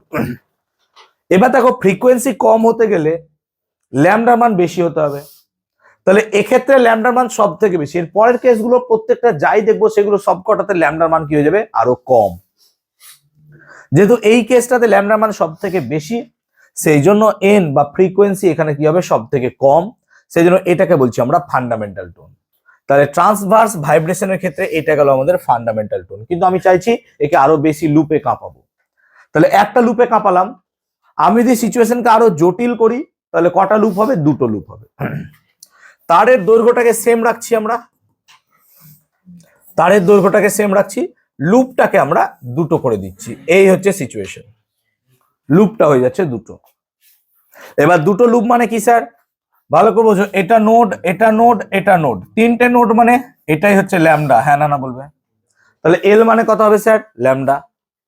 তাহলে এল মানে যদি ল্যামডা হয়, তাহলে n2 মানে কত স্যার? V by lambda. তার মানে n2 সমান ভি বাই এল, মানে কত হয়ে যাচ্ছে স্যার? 2 গুণিত ভি বাই 2l, মানে হয়ে যাচ্ছে স্যার 2n, হ্যাঁ না বলো তো? তাহলে n2 মানে হয়ে যাচ্ছে স্যার 2n1। দেখো তো হচ্ছে কিনা। আর আমরা কি বলেছিলাম, মূল সুরের দ্বিগুণ তাকে কি বলা হয়? অষ্টক, অক্টেভ।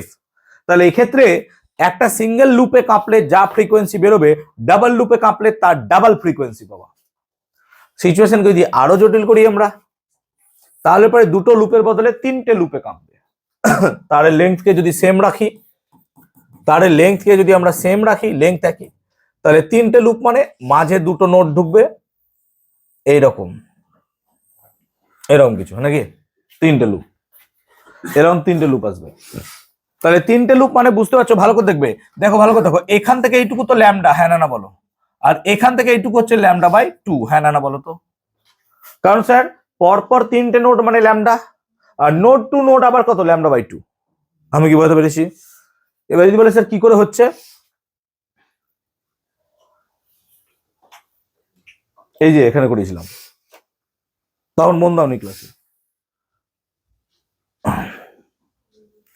তাহলে এখান থেকে এইটুকু হচ্ছে ল্যামডা, এখান থেকে এইটুকু হচ্ছে ল্যামডা বাই 2, তাহলে টোটাল ল্যামডা কত স্যার, 3 ল্যামডা বাই 2, হ্যাঁ না না বলবে।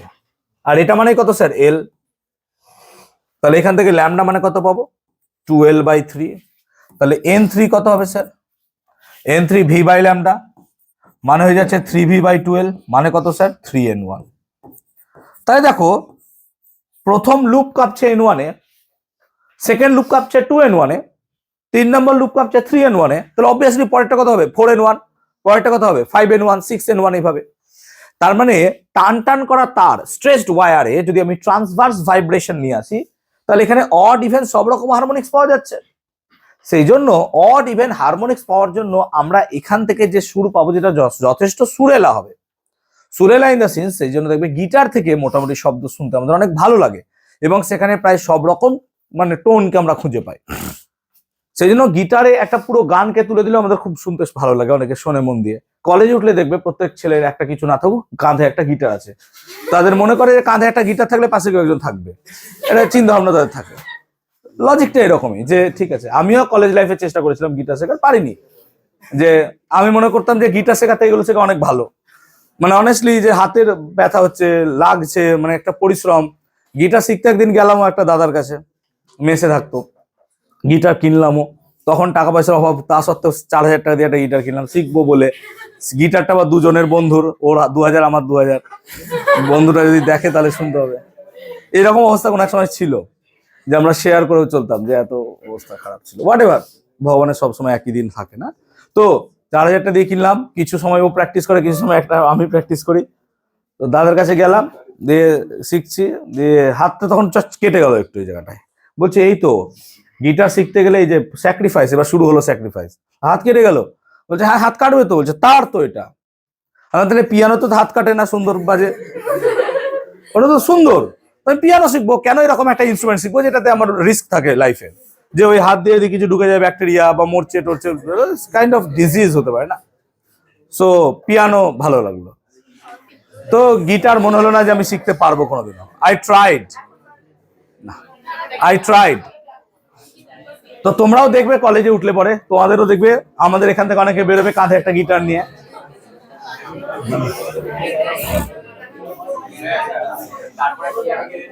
পিয়ানোর টাকা নাই তো কি করে কিনবো।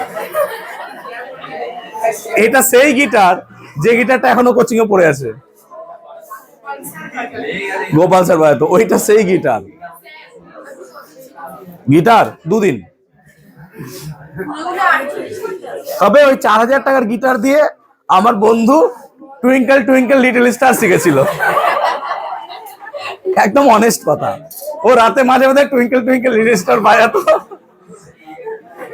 আমরা এটাকে ভেবে নিয়েছিলাম যে হ্যাঁ 4,000 টাকা উসুল হয়ে গেছে, ও শিখতে পেরেছে। আমি এসে গিটারটা দেখতাম, এরকম করতাম, দিচ্ছে দিলাম, লে যা হয়ে গেল গিটার আমার ঠিক আছে। সো অনেস্টলি যদি সেই টাইমে পড়াশোনা বাদ দিয়ে গিটার শিখতাম, তাহলে আমি আজ অনারে মরতাম, মানে মেবি হয়তো আরো ভালো হতে পারতাম, জানি না আমি। বাট ফিজিক্স শিখেছিলাম বলে আজ কিছু করে মানে খেতে তো পাচ্ছি, ওই কোনো রকমের কষ্ট করে চলছে। চলো ওকে, তো সবই ভালো, শেখো পারলে ভালো, তবে এই আশা নিয়ে শিখিও না যে পাশে একটা যদি গিটার কাঁধে থাকে পাশে কেউ একজন থাকবে। আর মেয়েদেরও বলছি, এই 2-4 দিন ঠিক আছে, এইটা দরকার খেতে, হ্যাঁ ওই গিটার খেতে দেবে না, শুনছো সারাদিন গান শুনছো আর বসে আছো, ছেলের গলা ভালো, সারাদিন গান শুনছি, ওই গান শুনে পেট ভরবে না। বলো ক্লিয়ার? হয়েছে হয়েছে দেখো সরি ওকে ক্লাস ঠিক আছে, ফিউচার এখনই প্রেডিক্ট করতে হবে না। আচ্ছা তাহলে এই কিন্তু দেখ ফ্যাক্ট হচ্ছে, ওই ভাই শোন, ফ্যাক্ট হচ্ছে আমি কোথায় কখন স্ট্রামিং করব বা কোথায় পিক করব, যাতে করে কটা লুপ তৈরি হবে আমি কি করে বুঝবো? মানে আমি এখানে যখন বাড়ি মারবো তখন একটা লুপে কাঁপছে, কিন্তু আমি যখন স্লাইডলি সরে গিয়ে টানছি তখন দুটো লুপে কাঁপছে। তো বেসিক্যালি এটা কোনোদিন কন্ট্রোলই করা যাবে না যে আমি গিটার থেকে পার্টিকুলারলি অ্যাট এ টাইমে কটা লুপ তৈরি করতে পারবো। It's not possible for me.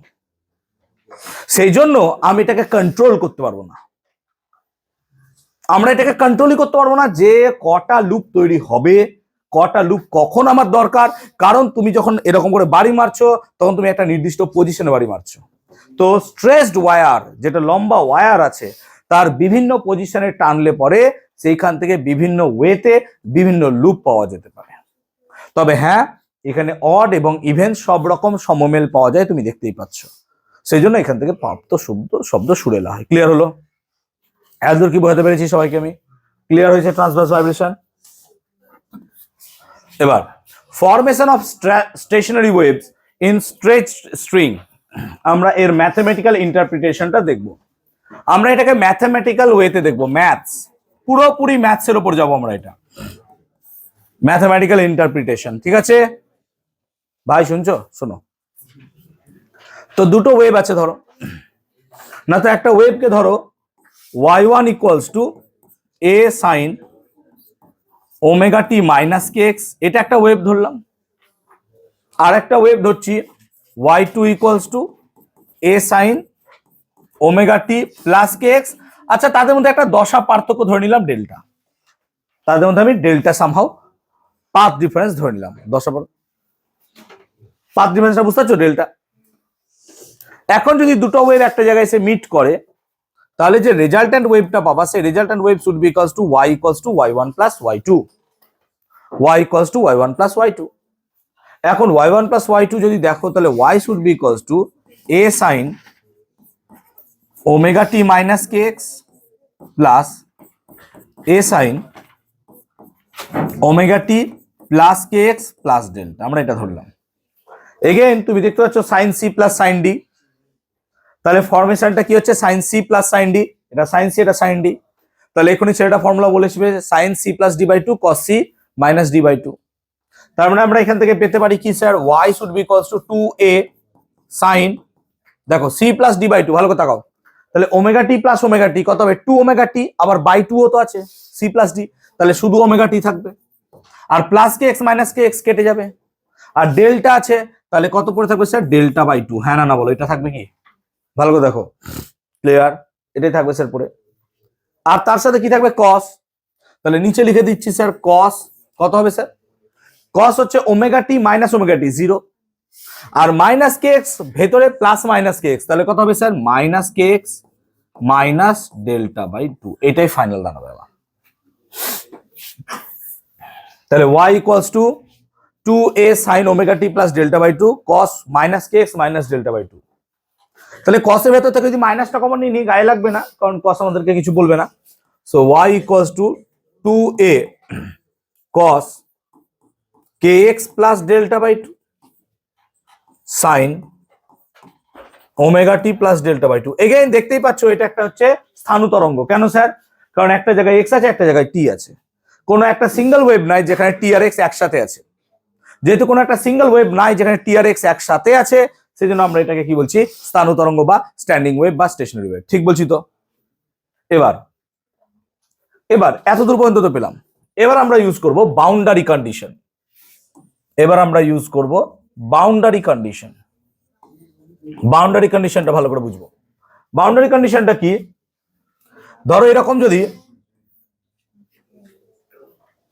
যদি দুটো পয়েন্ট থাকে, এই দুটো পয়েন্টের মধ্যে আমার কাছে যদি একটা স্ট্রেচড ওয়্যার থাকে, তাহলে এই স্ট্রেচড ওয়্যারের ক্ষেত্রে এই দুটো পয়েন্ট তো সর্বদা নোড, আর নোডের ক্ষেত্রে আমরা বলেছিলাম ওয়াই এর ভ্যালু সবসময় কত হবে স্যার? আর আমরা ধরছি যে এটা একটা অ্যাক্সিসের উপর অবস্থিত, ধরো একটা অ্যাক্সিসের উপর অবস্থিত যেখানে এক্স এর মান এটা 0, এটার মূল বিন্দু। তাহলে তারের লেন্থ যদি এল হয় তাহলে এটার পজিশন কত হবে স্যার? এক্স এর ভ্যালু এল। আমি কি বলতে পারছি ব্যাপারটা? তাহলে স্ট্রেসড ওয়্যারটার লেন্থ যেহেতু এল, আমি ধরে নিচ্ছি যে এটা মূল বিন্দুতে অবস্থিত, তাহলে এক্স এর ভ্যালু 0 হলে এক্স এর ভ্যালু কত হবে? এল। এখান থেকে এই দুটো বাউন্ডারি কন্ডিশন, এইটাকে বলবো ফার্স্ট বাউন্ডারি কন্ডিশন, এটাকে বলবো সেকেন্ড বাউন্ডারি কন্ডিশন।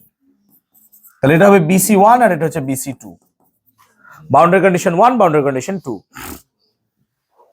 এবার অ্যাপ্লাইং বাউন্ডারি কন্ডিশন 1, আমরা কি করছি? বাউন্ডারি কন্ডিশন 1 কে অ্যাপ্লাই করছি, BC1 কে আমরা অ্যাপ্লাই করছি। অ্যাপ্লাইং বাউন্ডারি কন্ডিশন 1, যদি বাউন্ডারি কন্ডিশন 1টাকে এখানে অ্যাপ্লাই করিস তাহলে x সমান 0, y সমান 0 এগুলো বসাতে হবে তোকে। তাহলে y এর ভ্যালু কত স্যার? 0। 2a দেখতেই পাচ্ছিস cos ডেল্টা বাই 2 হবে, কারণ x এর ভ্যালু তো 0। আর কত হবে sir? sin omega t plus delta by 2, sin omega t plus delta by 2 এই দাঁড়াবে।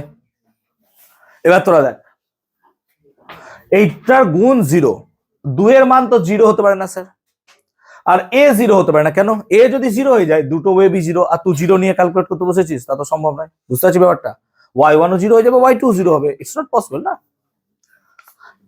sin omega t plus delta by 2 এটাও 0 হতে পারে না, কারণ স্যার এর মধ্যে একমাত্র t ঢুকে আছে। তো তুমি এমন একটা ওয়েভ t যেটার মধ্যে আছে তাকেই 0 করে দিচ্ছ, তাহলে তো এটা ওয়েবই আর দাঁড়াবে না। হ্যাঁ না বলো? তাহলে এটার কোনো ওয়েভের অস্তিত্বই নাই। তাহলে অনলি পসিবিলিটি যে স্যার cos ডেল্টা বাই 2 এখানে 0 হতে পারে, আনলেস কোনো কিছু 0 হতে পারে না। তাহলে cos ডেল্টা বাই 2 যদি 0 হয়ে যায় তাহলে cos ডেল্টা বাই 2 এখান থেকে 0 হবে। তাহলে cos ডেল্টা বাই 2 0 মানে cos এর ভ্যালু কত হলে পরে হয় স্যার? cos পাই। তাহলে এখান থেকে কম্পেয়ার করলে তুমি পাবা কত? ডেল্টা সমান পাই। স্কুলে এটা পরীক্ষায় অনেকবার প্রমাণ করতে দিয়েছে, ডেল্টা সমান পাই। তাহলে আমরা এখান থেকে দেখলাম যে আমি মুখে অনেকগুলো কথা বললাম, সেখানে এগুলো লিখতে হবে যে কেন cos ডেল্টা বাই 2 0 হচ্ছে, বাকিগুলো 0 হলো না, এগুলো কিন্তু তোমাকে এখানে লিখতে হবে। হ্যাঁ, ও পাই বাই 2, সরি 2 টু পাই, হ্যাঁ ডেল্টা পাই, ঠিক আছে। তাহলে cos পাই বাই 2 তে 0 হচ্ছে, তো ডেল্টা পাই। সেই জন্য আমি বারবার বলছি কি, যে লজিকটা দেখবে, এখানে ভাষা লিখবে, যেটা আমি বুঝালাম যে কেন ডেল্টা ইকুয়াল টু পাই হলো, বা cos delta by 2 equal to 0 হলো। ক্লিয়ার হয়েছে ব্যাপারটা? বুঝতে পারলাম ব্যাপারটা? কি বুঝতে পেরেছি সবাইকে আমি? এবার যদি আমি ডেল্টা ভ্যালু পাই, এই ইকুয়েশনে বসিয়ে দিই। কোন ইকুয়েশনে? এই ইকুয়েশন। তাহলে এটা আমার মাদার ইকুয়েশন, এই ইকুয়েশনটাকে নিয়ে আমি কাজ করব। তাহলে আমি যদি এখানে ডেল্টা ভ্যালু পাই বসিয়ে দিই তাহলে কি দাঁড়ায়? ইকুয়েশনটা কেউ না কেউ লিখেছো নিশ্চয়। তাহলে y equals to 2a cos kx plus pi by 2 sin omega t plus pi by 2। ঠিক লিখলাম? দেখবে একবার। ও হ্যাঁ, ডেল্টা জায়গায় পাই লিখলাম, তো ডেল্টা পাই তো।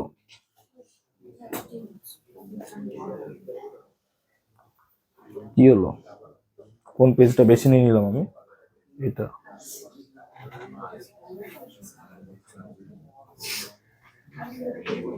তাহলে ডেল্টা কত? পাই হলো। এবার দেখ, cos kx plus pi by 2, তাহলে cos pi by 2 plus kx all sine, তাহলে মাইনাস সাইন kx, হ্যাঁ না বল? তাহলে y সমান 2a cos minus sine kx, জানিস তো এটা? না জানলে ডুবে মরে যা। Sine omega T plus pi by 2 মানে কত হবে স্যার? cos omega t. যারা ম্যাথ আছে তারা নাও জানতে পারো, কিন্তু যাদের ম্যাথ আছে তারা জানবে, ঠিক আছে। এবং আমরা এটা বুঝিয়ে দিয়েছিলাম যে পাই বাই 2 প্লাস করলে, থিটা করলে সেটা কসই হয় বা সাইনই হয়। তা চেঞ্জ হয়ে গেল। তাহলে y সমান কত পেলি? Final equation minus 2a sine kx। হ্যাঁ না, এটা সাইন হবে তো, ও কস থাকবে না। ও সরি, পাশের কিছু ছেলে কয়েকটা বকছে, আর কনসেন্ট্রেশনটা ব্রেক হচ্ছে। 2a ইন্টু সাইন kx, আর পরে থাকছে কি? cos omega t. ঠিক আছে, এই হলো গল্প। তাহলে এগেইন এই ইকুয়েশনটা পেলাম। এই ইকুয়েশনে এবার আমরা কি করব? বাউন্ডারি কন্ডিশন 2 বসাবো। সো অ্যাপ্লাইং বাউন্ডারি কন্ডিশন 2, তাহলে বাউন্ডারি কন্ডিশন 2 যদি দেখতে যেতাম কি ছিল না, তো y ইকুয়ালস টু 0 তখন x ইকুয়াল টু l। তাহলে x এর জায়গায় যদি l বসাও তাহলে 0 সমান -2a sin k into l into cos omega t। Again 2 0 হতে পারবে না, a 0 হতে পারবে না, ওমেগা টি 0 হতে পারে না এই পার্টটা। তাহলে only possibility sin k l 0 হবে। তাহলে অনলি পসিবিলিটি লাইজ হেয়ার যে sin k l সমান 0। এখন sin k l 0 মানে কি? সাইন এর ভ্যালু কত হচ্ছে স্যার? পি পাই। আমরা সাইন কে পি পাই ফেললাম। পি যে কোনো একটা ভ্যালু, পি এর ভ্যালু কত হতে পারে? 0 1 2 3। যেমন সাইন এন পাই, তোরা বলিস এন পাই। তাহলে পি এর ভ্যালু কত হতে পারে? 0 1 2 এরকম হতে পারে, 2 এরকম হতে পারে।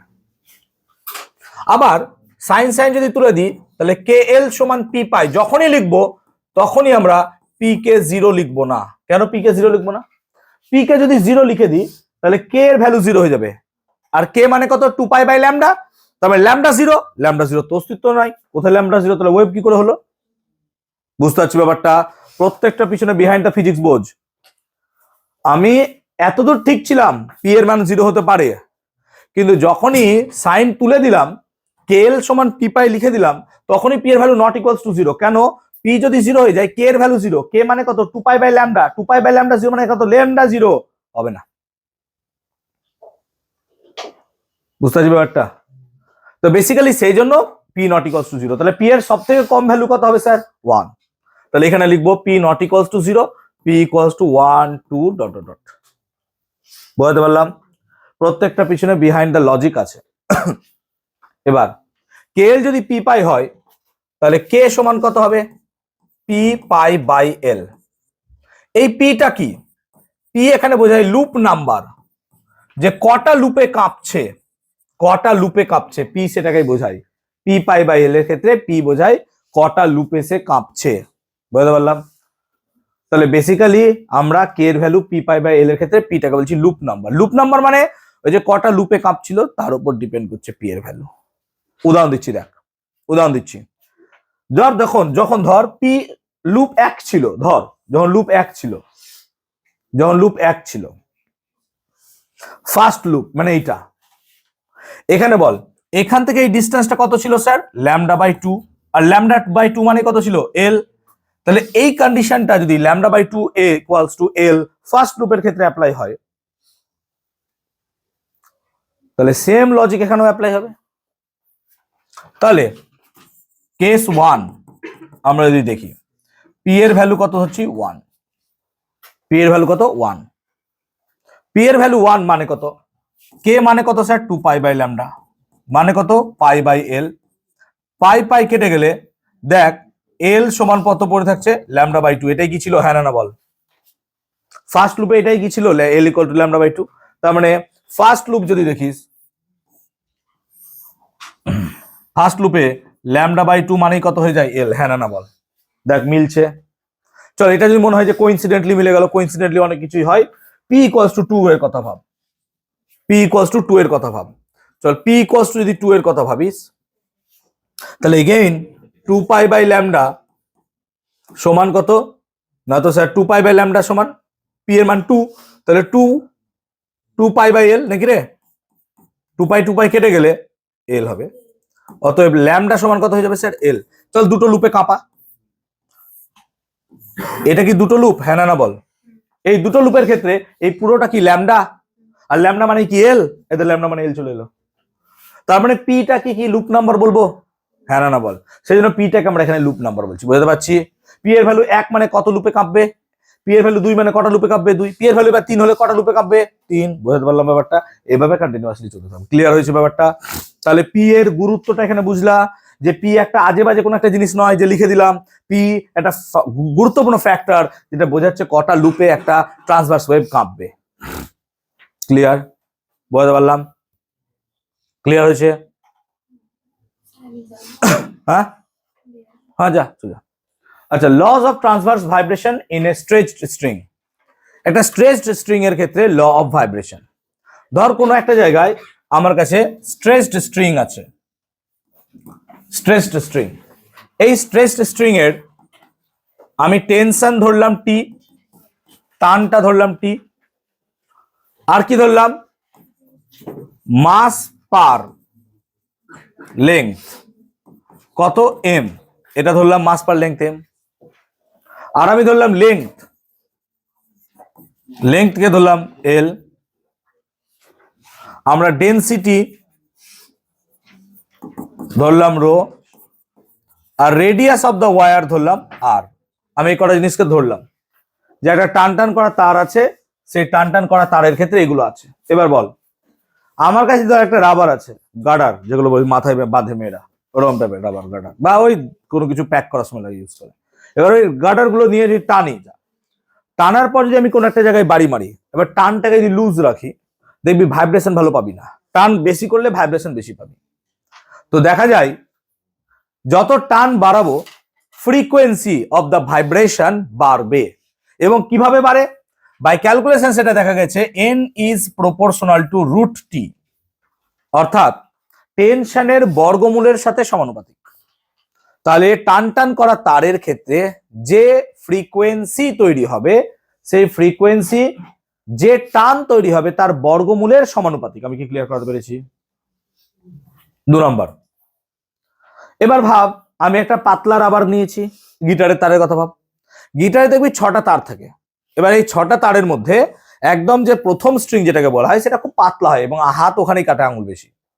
আর যত ওপরে উঠবি স্ট্রিং এর, তত দেখবি তোর তারগুলো মোটা হতে হতে যায়, তার মাস বেশি হয়।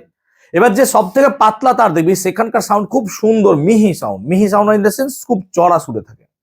আর একদম ওপরেটা দিয়ে জাস্ট ফ্ল্যাট সুর, যে গিটার বাজাস, মৃন্ময় গিটার বাজায়, হয়তো মৃন্ময় জানবে, ঠিক আছে, শিখছে বোধহয় মৃন্ময় ওই সেম লজিকে। তো আমরা যদি ওপরের তারটা দেখি তাহলে এরকম ভাবে কি হবে, ফ্ল্যাট সাউন্ড আসে, ফ্ল্যাট সাউন্ড, তাই না, ফ্ল্যাট সাউন্ড। তাহলে পরে ফ্রিকোয়েন্সি দেখো হাই হয়ে যাচ্ছে যখন আমরা কি করছি, পাতলা, মাস কম নিচ্ছি। সেই জন্য ফ্রিকোয়েন্সির সাথে পার ইউনিট মাসের সম্পর্কটা root under 1/√m by calculation, by practical. আমি নিজের মন হলো বলে দিলাম তা নয়, ক্যালকুলেশন করে করে দেখেছি, আমরা সনোমিটার দিয়ে করাবো, দেখবে ক্লিয়ার। যেমন চার্লস কি বলেছিল টেনে, ভিটি ইকুয়াল টু v0 1 + t/200, মন হলো বলে দিল, হয় না, এরকম নয়। যেমন ধরো f equal to q1 q2/r², মন হলো বলে দিল না, ক্যালকুলেশন করে দিল।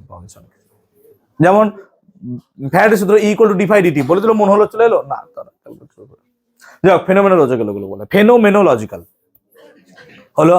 এবার যদি তারের দৈর্ঘ্য অনেক বড় হয় তাহলে দেখবে সেখান থেকে ভাইব্রেশন অনেক কম আসে। যেমন ধরো এখান থেকে এত দূর পর্যন্ত যদি আমি তার টেনে দিই, এখান থেকে টেনে দিই, যে সাউন্ডটা পাবো তারটাকে যদি অনেক ছোট করে দিই তাহলে ভাইব্রেশন অনেক বেশি আসছে। সেই জন্য n is proportional two 1/l, এইভাবেও মেনটেন্ড হয়। এবং সবগুলোকে যদি একত্রিত করো তাহলে সবগুলোকে একত্রিত করলে তুমি লিখবে n সমানুপাতিক 1/l রুট আন্ডার t/m। এই হচ্ছে গল্প, ক্লিয়ার হলো? এবার প্রপোর্শনালিটি তুলে দিলে পরে তখন সাম কনস্ট্যান্ট আসে।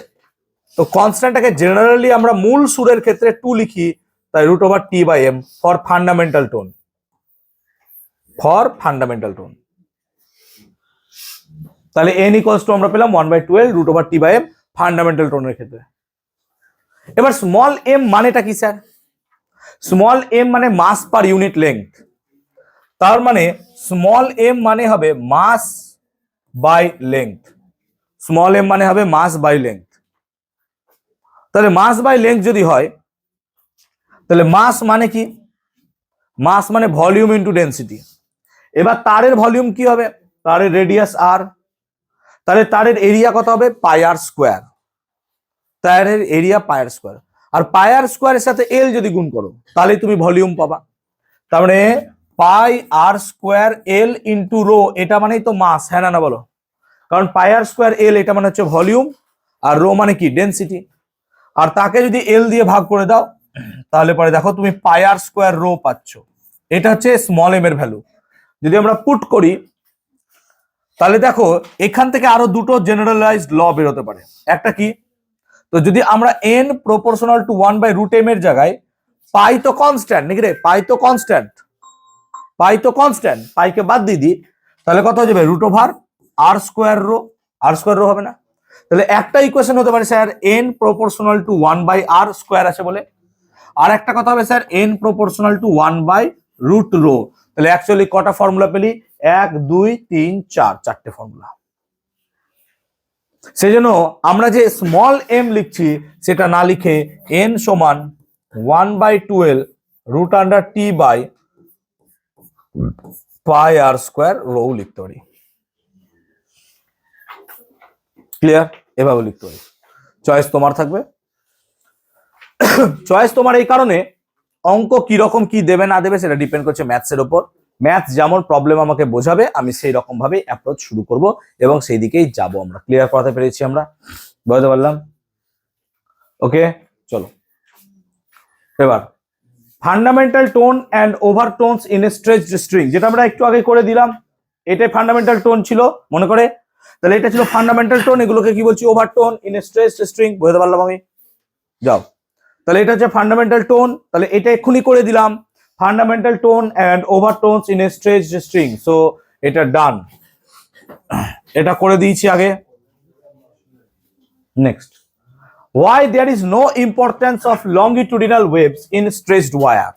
ধর কোন একটা স্ট্রেচড ওয়্যারে লংগিটুডিনাল ওয়েভ তৈরি করেছিস, ধর frequency of the wave is 250 hertz, আর যেহেতু স্টিল গিটারের তার স্টিল দিয়ে ওয়েভ ভেলোসিটি প্রায় 5000 মিটার পার সেকেন্ড হয়। So velocity of the wave becomes 5000 metre per second.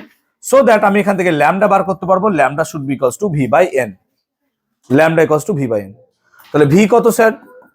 V হচ্ছে 5000 আর এন কত স্যার? এন হচ্ছে 250, ক্যালকুলেট করলে হচ্ছে 20। তার মানে তুই দেখ, যদি আমরা লংগিটুডিনাল ওয়েভ তৈরি করতাম গিটারের মধ্যে, তাহলে সেই গিটারের মধ্যে যে ওয়েভ তৈরি হতো তার ওয়েভ লেন্থ হচ্ছে 20 মিটার। আর আমরা একটু আগে দেখলাম একটা স্ট্রেচড ওয়্যারের ক্ষেত্রে ফান্ডামেন্টাল টোন সব থেকে মিনিমাম ফ্রিকোয়েন্সি বাড়াতে গেলেও আমার যে লেন্থ দরকার এল কত হচ্ছে স্যার? λ/2। মানে গিটারটা সব থেকে কম যে ফ্রিকোয়েন্সি তৈরি করবে তার জন্য 10 মিটার দৈর্ঘ্য তার বানাতে হবে। 10 মিটার দৈর্ঘ্য তার, এইরকম গিটার নিয়ে তুই কাঁধে নিয়ে ঘুরতে পারবি না ভাই, তাই না? So it's not possible. সেই জন্য লংগিটুডিনাল ওয়েভের কোনো গুরুত্বই নাই স্ট্রেচড ওয়্যারের ক্ষেত্রে। আমি কি বুঝতে পারছি ব্যাপারটা? ট্রান্সভার্সের গুরুত্ব আছে। ক্লিয়ার হলো ব্যাপারটা? আমি কি বুঝতে পেরেছি? সো ট্রান্সভার্স ওয়েভের কেন গুরুত্ব আছে আর লংগিটুডিনাল ওয়েভের কেন গুরুত্ব নাই স্ট্রেচড ওয়্যার, এই কোশ্চেনটা কিন্তু পরীক্ষায় দেয়, তোমরা একটু নোট ডাউন করে রাখবে। ক্লিয়ার? আমি কি বুঝতে পেরেছি? বুঝেছো? ক্লিয়ার হয়েছে সবার? ক্লিয়ার? ওকে, দাঁড়াবো, তাড়াতাড়ি করো।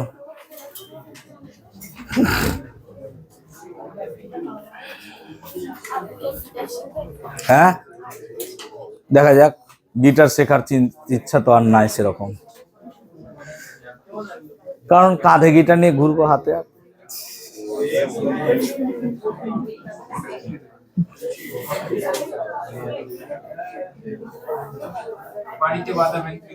হ্যাঁ, টুইঙ্কেল টুইঙ্কেল লিটল স্টার, এটা ভালো হলো sir, twinkle twinkle little star.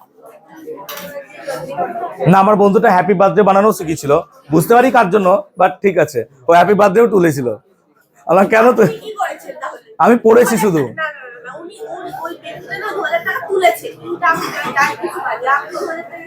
আমি শুধু ওকে বাজাতে দেখেছি। এই আস্তে আস্তে, চলো। Now will be talking about সোনোমিটার। হ্যাঁ, সোনোমিটার। এই ছেলেরা আসতে দেখ এদিকে। সোনোমিটার কাকে বলে? না তো এমন একটা যন্ত্র যার সাহায্যে এই যে স্ট্রেচড ওয়্যারের ফর্মুলাগুলো আমরা নিলাম এগুলো সবকে প্রুফ করতে পারবো, এবং এটা হচ্ছে একটা প্র্যাকটিক্যাল সেটআপ। এটা হচ্ছে একটা practical setup to prove the lodge of transverse vibrations. সোনোমিটার অনেক স্কুলে প্র্যাকটিক্যাল করায়, অনেক স্কুল করায় না। যে স্কুল করিয়েছে সেগুলো ভালো করে দেখবে। একটা এরকম বড় লম্বা বক্স থাকে, তারপর 3টে 4টে তার গিটারের মতো থাকবে দেখবে। এবং সেই গিটারের তারগুলোর নিচে এরকম করে বাটখারা ঝোলানোর জায়গা আছে। সোনোমিটার আমার কাছে আছে, কিন্তু বড় বলে আমি প্র্যাকটিক্যাল সেটা এখন দেখাচ্ছি না।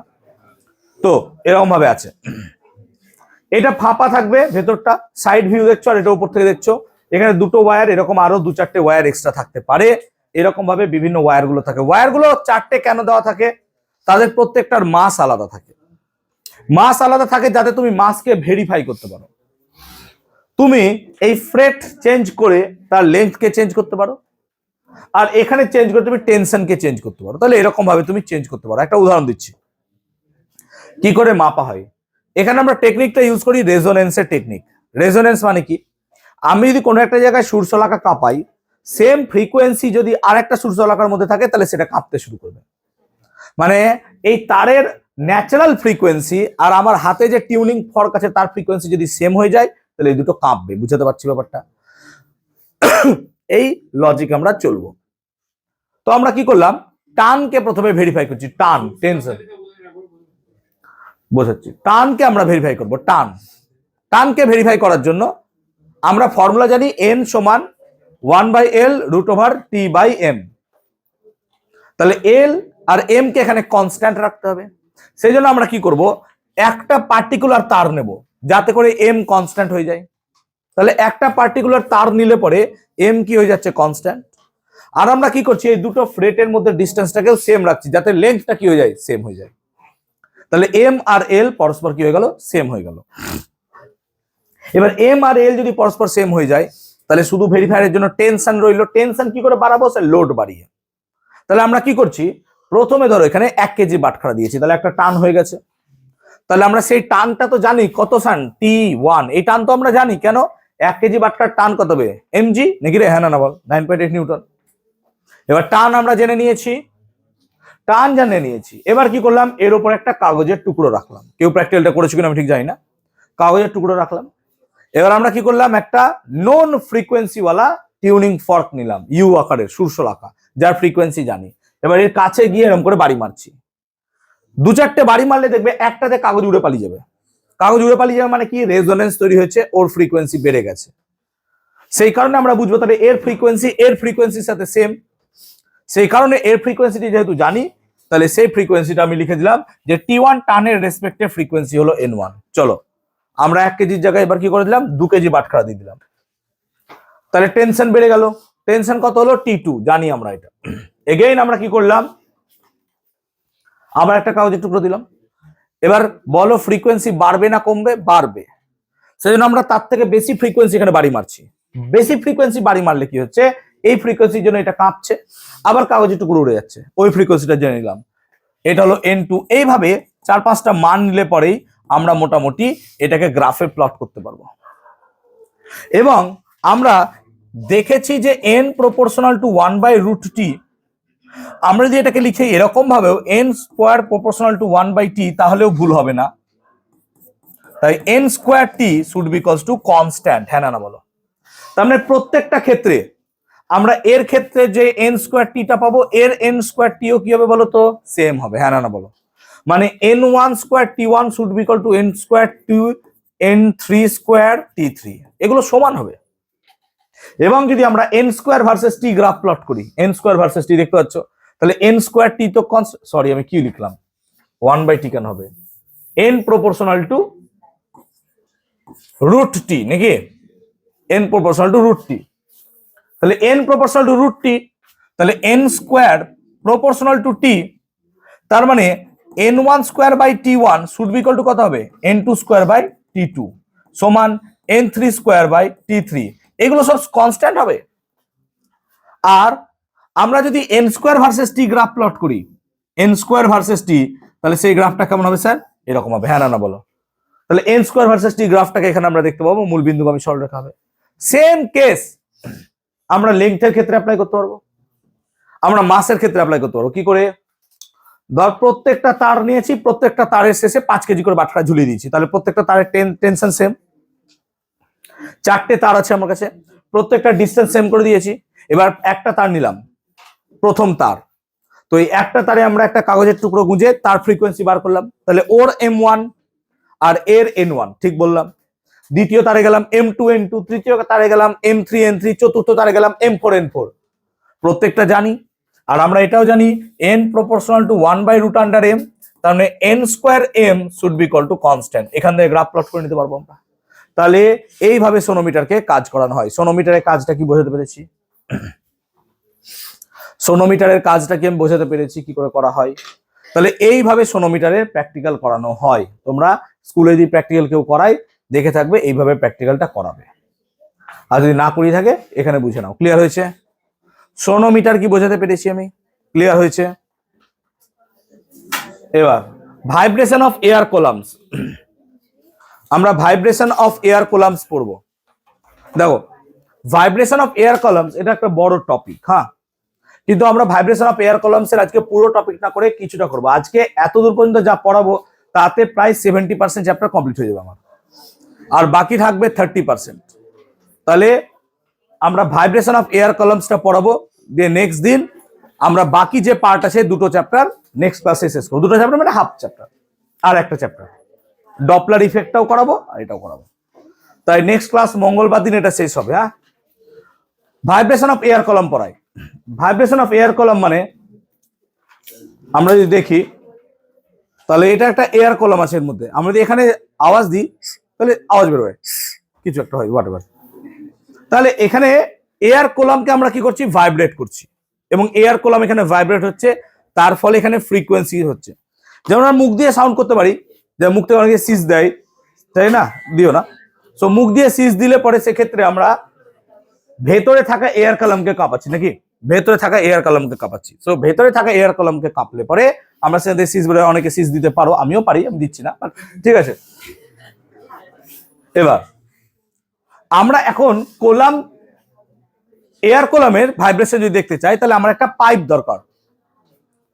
পাইপ মানে কেমন? যে যেমন বাঁশি ফ্লুট হয়, ওটা কাইন্ড অফ পাইপ। তাহলে ওটা একটা কাইন্ড অফ পাইপ। এরকম একটা ফ্লুটকে নিয়ে আমরা আলোচনা করার চেষ্টা করছি। এবার এই ফ্লুট দু রকমের হতে পারে, বা ওই পাইপটা দু রকমের হতে পারে। কি কি হতে পারে? দু রকমের। কি কি? নাম্বার ওয়ান, একটা হচ্ছে ক্লোজ পাইপ, আর একটা হচ্ছে ওপেন পাইপ। ক্লোজ পাইপ মানে কি? ক্লোজ পাইপ মানে যার একটা দিক বন্ধ একটা দিক খোলা। তার মানে এরকম একটা পাইপ তুমি কনসিডার করো যার একটা দিক খোলা আছে আর একটা দিক ওপেন, এটাকে বলছো ক্লোজ পাইপ। তুমি বলবে স্যার দুদিক বন্ধ, আবে দুদিক বন্ধ হলে ফু দিবি কোথায়? তো একদিক বন্ধ একদিক খোলা, এটাকে বলছি ক্লোজ পাইপ। তাহলে ওপেন পাইপ কি হবে স্যার? ওপেন পাইপ মানে যার দুই প্রান্তই খোলা, এরকম পাইপকে আমরা ওপেন পাইপ বলবো, যেটা নর্মাল বাঁশিতে থাকে। তাহলে ক্লোজ পাইপ আর ওপেন পাইপ বুঝলাম। এবার ক্লোজ পাইপ আর ওপেন পাইপ কনসেপ্টটা বোঝো। ক্লোজ পাইপ আর ওপেন পাইপের কনসেপ্টটা বোঝো। দেখো, ক্লোজ পাইপের ক্ষেত্রে যখন আমরা এখান থেকে সিজ দেওয়ার চেষ্টা করব বা এখানে হাওয়া দেব, তখন এই জায়গাটা এসে বাধা পাবে। দেখো, এটা একটা ওয়ালের মতো। আর আমরা স্ট্রেসড ওয়্যারের ক্ষেত্রে বুঝিয়েছিলাম যেখানে ওয়াল আছে সেখানে সব সময় কি তৈরি হয়? নোডস তৈরি হয়। তাহলে মাথায় রাখবো এখানে সব সময় নোডস তৈরি হবে। তো ক্লোজ পাইপের ক্ষেত্রে এখানে সব সময় তৈরি হবে নোডস, আর এইটা খোলা বলে এখানে সব সময় অ্যান্টি নোডস তৈরি হবে। বুঝতে পারছো? তাহলে এখানে সব সময় তৈরি হবে অ্যান্টি নোডস। তাহলে এটা মাথায় রাখবো আমরা। ক্লোজ পাইপের ক্ষেত্রে অবভিয়াসলি যেটা বটম পয়েন্ট আছে সেখানে সব সময় তৈরি হবে নোডস, আর যেটা খোলা প্রান্ত আছে সেখানে সব সময় কি তৈরি হবে? Anti nodes. ক্লিয়ার হয়েছে? কিন্তু ওপেন পাইপের ক্ষেত্রে যদি দেখো, ওপেন পাইপের ক্ষেত্রে এটাও খোলা আছে এটাও খোলা আছে, তাহলে দুটো জায়গাতেই কি তৈরি হবে? শুধু অ্যান্টি নোড। অর্থাৎ এখানে দুটো ওপেন পয়েন্টে অ্যান্টি নোড তৈরি হবে। ভেতরে কি হবে আমি জানি না, ভেতরে কি হবে আমি জানি না, দুটো পয়েন্টে অ্যান্টি নোড সবসময় তৈরি হয়। দুটো কথা পয়েন্ট নিয়ে কথা বলছি। ক্লিয়ার? তাহলে ক্লোজ পাইপে যেটা বটম আছে সেখানে তৈরি হবে নোডস, আর খোলার দিকটাই হবে অ্যান্টি নোডস, আর যেটা ওপেন পাইপ আছে তার দুটো প্রান্ততেই তৈরি হবে কি? Anti nodes. ক্লিয়ার হয়েছে এত পর্যন্ত? এখন যদি ক্লোজ পাইপের ক্ষেত্রে ভাবো, তাহলে ক্লোজ পাইপের ক্ষেত্রে যদি আমরা ফান্ডামেন্টাল টোন বার করতে চাই, তাহলে ফান্ডামেন্টাল টোন বার করার জন্য আমার সব থেকে সহজ হচ্ছে এর সব থেকে বড় ওয়েভটাকে বানাও। তো সব থেকে সিম্পলেস্ট ওয়েভ যদি বানাতে চাই আমি, এখানে সব থেকে সিম্পলেস্ট ওয়েভ, তাহলে সব থেকে সিম্পলেস্ট ওয়েভ কি হবে ভালো করে দেখো। তাহলে এখানে একটা নোড আর এখানে অ্যান্টি নোড, এর থেকে কি সিম্পলেস্ট হবে কিছু? না স্যার, নোড আর অ্যান্টি নোড। তাহলে নোড আর অ্যান্টি নোড মানে সব থেকে সিম্পলেস্ট ওয়েবটা হবে আমার এখানে এইরকম, হ্যাঁ না বলো, এটাই সিম্পলেস্ট ওয়েব। তাহলে একটা কি তৈরি হলো স্যার, এখানে একটা তৈরি হলো নোড, আর এখানে কি তৈরি হলো স্যার, একটা অ্যান্টি নোড। ধরে নিলাম তাদের মধ্যে লেংথ কত, ধরে নিলাম তাদের মধ্যে লেংথ হচ্ছে এল। তাহলে একটা হচ্ছে নোড, একটা হচ্ছে অ্যান্টি নোড, তাদের মধ্যে লেংথ কত, এল, আমরা ধরে নিলাম। একটা নোড একটা অ্যান্টি নোড, তাদের মধ্যে লেংথ কত স্যার, এল, এটা ধরে নিলাম। ক্লিয়ার হয়েছে? এখন তোমরা জানো নোড আর অ্যান্টি নোডের মধ্যে লেংথ কত হয়, ল্যামডা কত হয়, ল্যামডা বাই 4। তাহলে অবভিয়াসলি স্যার এল মানে কত, ল্যামডা বাই 4। তাহলে ল্যামডা মানে নিশ্চয়ই 4L। তাহলে n1 মানে কত, ভি বাই ল্যামডা মানে ভি বাই 4L। তাহলে এটা হচ্ছে ফান্ডামেন্টাল টোন কার ক্ষেত্রে, ক্লোজ পাইপের ক্ষেত্রে। n1 মানে কত, ভি বাই 4L। তাহলে n1 মানে ভি বাই 4L, এটা হচ্ছে ফান্ডামেন্টাল টোনের ক্ষেত্রে আমরা দেখলাম কি, ক্লোজ পাইপের। এবার সিচুয়েশন যদি একটু জটিল করা যাক, সিচুয়েশনটা একটু জটিল করবো মানে কি, অ্যান্টি নোড, নোডের মধ্যে আমি নোড ভরবো, হ্যাঁ না বলো, তবে তো জটিল হবে, তাছাড়া আর কি আছে। তাহলে সেম লেংথের পাইপের ক্ষেত্রে, পাইপের লেংথ সেম, আমি কি করলাম, মাঝে একটা নোড ভরে দিলাম। সেম লেংথের পাইপের ক্ষেত্রে আমি মাঝে একটা নোড ভরে দিলাম।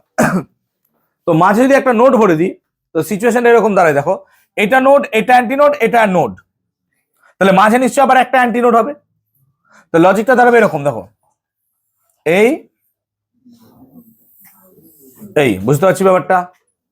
তাহলে নোড নোড অ্যান্টি নোড এরকম কিছু দাঁড়াবে। তবে নোড থেকে নোডের ডিস্টেন্স কত হয়, তাই নোড থেকে নোডের ডিস্টেন্স হয় স্যার ল্যামডা বাই 2 নাকি, আর এখান থেকে এইটুকু ডিস্টেন্স কত হবে স্যার, ল্যামডা বাই 4। তাহলে টোটাল ডিস্টেন্স কত হলো স্যার, 3 ল্যামডা বাই 4, তাই না, 3 ল্যামডা বাই 4 না। তাহলে আমরা এখানে লেন্থ তো বলছি এল, তাহলে এল সমান যদি 3 ল্যামডা বাই 4 হয়, তাহলে ল্যামডা মানে কত, 4L বাই 3। তাহলে n2 মানে কত, V by 4L, 3v by 4L মানে কত বলো তো, 3n1। তাহলে এর পরের হারমোনিক্সটা হচ্ছে 3n1, তাহলে ফান্ডামেন্টাল ছিল n1, পরের হারমোনিক্স কত এলো, 3n1। এর পরেরটা বার করি। এবার সিচুয়েশনটাকে আরেকটু যদি জটিল করো, তাহলে কি হবে, তাহলে আর একটা নোট ঢুকবে। তাহলে লজিক্যালি এই পাইপের লেংথটা সেম আছে, আমরা কি করব, দুটো নোট ভরে দেবো, একটা নোট দুটো নোট ভরে দিলাম।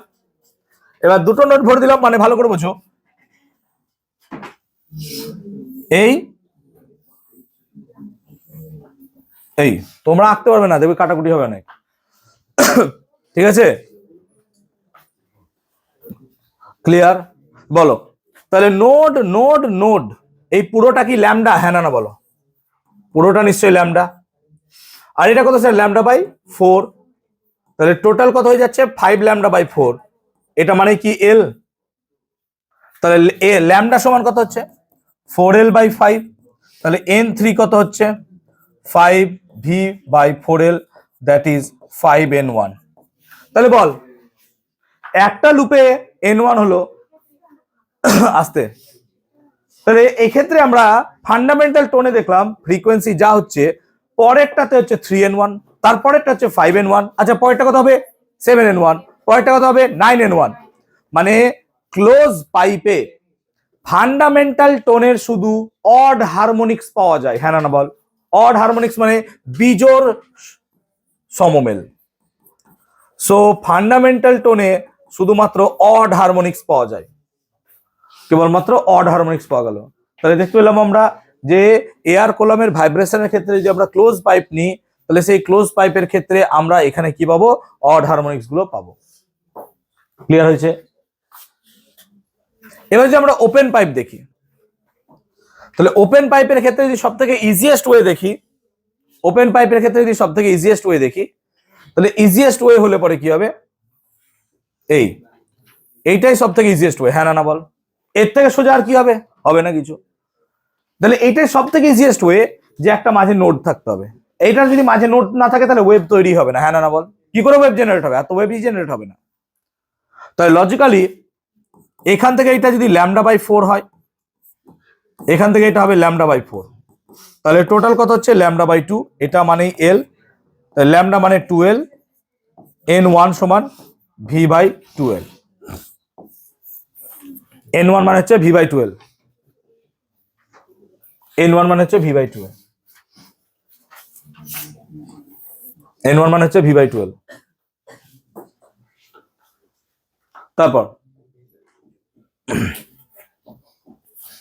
যদি সিচুয়েশনটা একটু জটিল করি,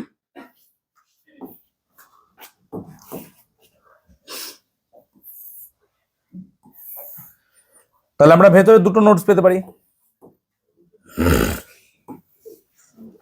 দুটো নোটস। তাহলে কি হতে পারে?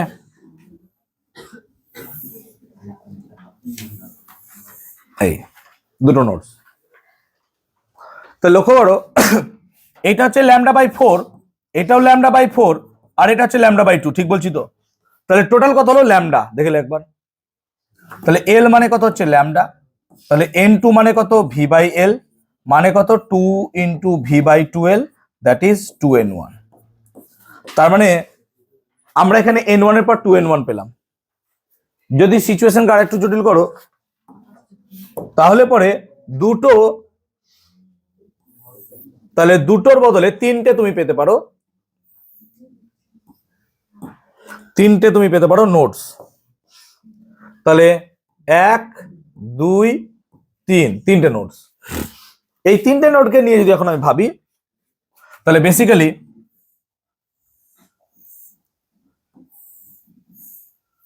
এই এরকম সিচুয়েশন দাঁড়াবে। তাহলে কটা নোট চলে গেছে ভেতরে? তিনটে নোট চলে গেছে। তাহলে এই তিনটে নোট মানে এই পুরোটা তো ল্যামডা নাকি রে? আর এটা হচ্ছে λ/4, আর এটা কত λ/4। তাহলে টোটাল কত হয়ে গেছে স্যার? 3 λ/2। তাহলে টোটাল হয়ে গেছে 3 λ/2 মানে L, তাহলে ল্যামডা মানে হচ্ছে 12/3, তাহলে N3 মানে হচ্ছে 3V/12, দ্যাট ইজ 3N1। তাহলে বল, ওপেন পাইপস এর ক্ষেত্রে ফান্ডামেন্টাল টোন N1, পরের গুলো কি পাচ্ছি 2N1, 3N1, নিশ্চয়ই পরেরটা কত হবে 4N1, 5N1, 6N1। তার মানে ক্লোজ পাইপের ক্ষেত্রে শুধু অড হারমোনিক্স পাচ্ছিস, কিন্তু এখানে দেখা যাচ্ছে ওপেন পাইপের ক্ষেত্রে ক্লোজ পাইপের মতো নয়, বরং এখানে কি হচ্ছে ওপেন পাইপের ক্ষেত্রে অড ইভেন দুটো হারমোনিক্স পাচ্ছিস। সেই জন্য এখান থেকে যে সাউন্ড বেরোবে সেখানে হারমোনিক্সের সংখ্যা বেশি হবে, সেই জন্য এটা বেশি সুরেলা হবে। সেই জন্য ওপেন পাইপ ক্লোজ পাইপের থেকে বেশি সুরেলা হয়। সেই জন্য যে ফ্লুট গুলো হয়, বাঁশিগুলো হয়, সেগুলো সব কি হয়? ওপেন পাইপ হয়, ওপেন পাইপ হয়। এবার সেই ওপেন পাইপের ফ্রিকোয়েন্সি আমাদের চেঞ্জ কি করে হয়? যখন বাঁশি বাজানো হয়, সেই বাঁশির ক্ষেত্রে দেখবে মাঝে অনেকগুলো ছিদ্র থাকে, ওই ছিদ্রগুলো দিয়ে এয়ার ভাইব্রেশন বা এয়ার কামিং আউটকে বার করে কম, মানে লেন্থকে চেঞ্জ করা যায়। লেন্থকে চেঞ্জ করছো মানে কি? এল চেঞ্জ হচ্ছে, এল চেঞ্জ হলে তার ল্যামডা চেঞ্জ হচ্ছে, তার মানে ফ্রিকোয়েন্সি চেঞ্জ হয়ে যাচ্ছে। ফ্রিকোয়েন্সি চেঞ্জ হচ্ছে বলে সেখান থেকে ডিফারেন্ট কাইন্ড অফ সাউন্ড পাচ্ছ তুমি। সেই জন্য ওই ছিদ্রগুলো যদি বন্ধ করে বলে এবার ফ্লুট বাজা, জীবনে ফ্লুট বাজবে না, তোর খালি ওই বাঁশি বাজানোর মানে আওয়াজ আছে, কিন্তু ওই মেকানিক্সটাই দরকার, তাই না? ক্লিয়ার? হ্যাঁ, কিন্তু কন্ট্রোল করতে পারবি না তো, কি করে কন্ট্রোল করবি তুই? একটা সাউন্ডই বেরোবে, একটা ফ্রিকোয়েন্সি বেরোবে, তুই জোরে মারলে জোরে বেরোবে, আস্তে মারলে আস্তে ফ্রিকোয়েন্সি হবে। তুই এইভাবে বাড়বি তবে তো কন্ট্রোল হবে, নাহলে কন্ট্রোল কি করে হবে, তাই না? বেসিক্যালি বললাম। তাহলে বাঁশি বাজাতে গেলে অ্যাকচুয়ালি কি লাগে? ফিজিক্স লাগে, তাই না? সব থেকে ভালো বাঁশি কে বাজাতো? কৃষ্ণ বোধহয় বাজাতো, কৃষ্ণ।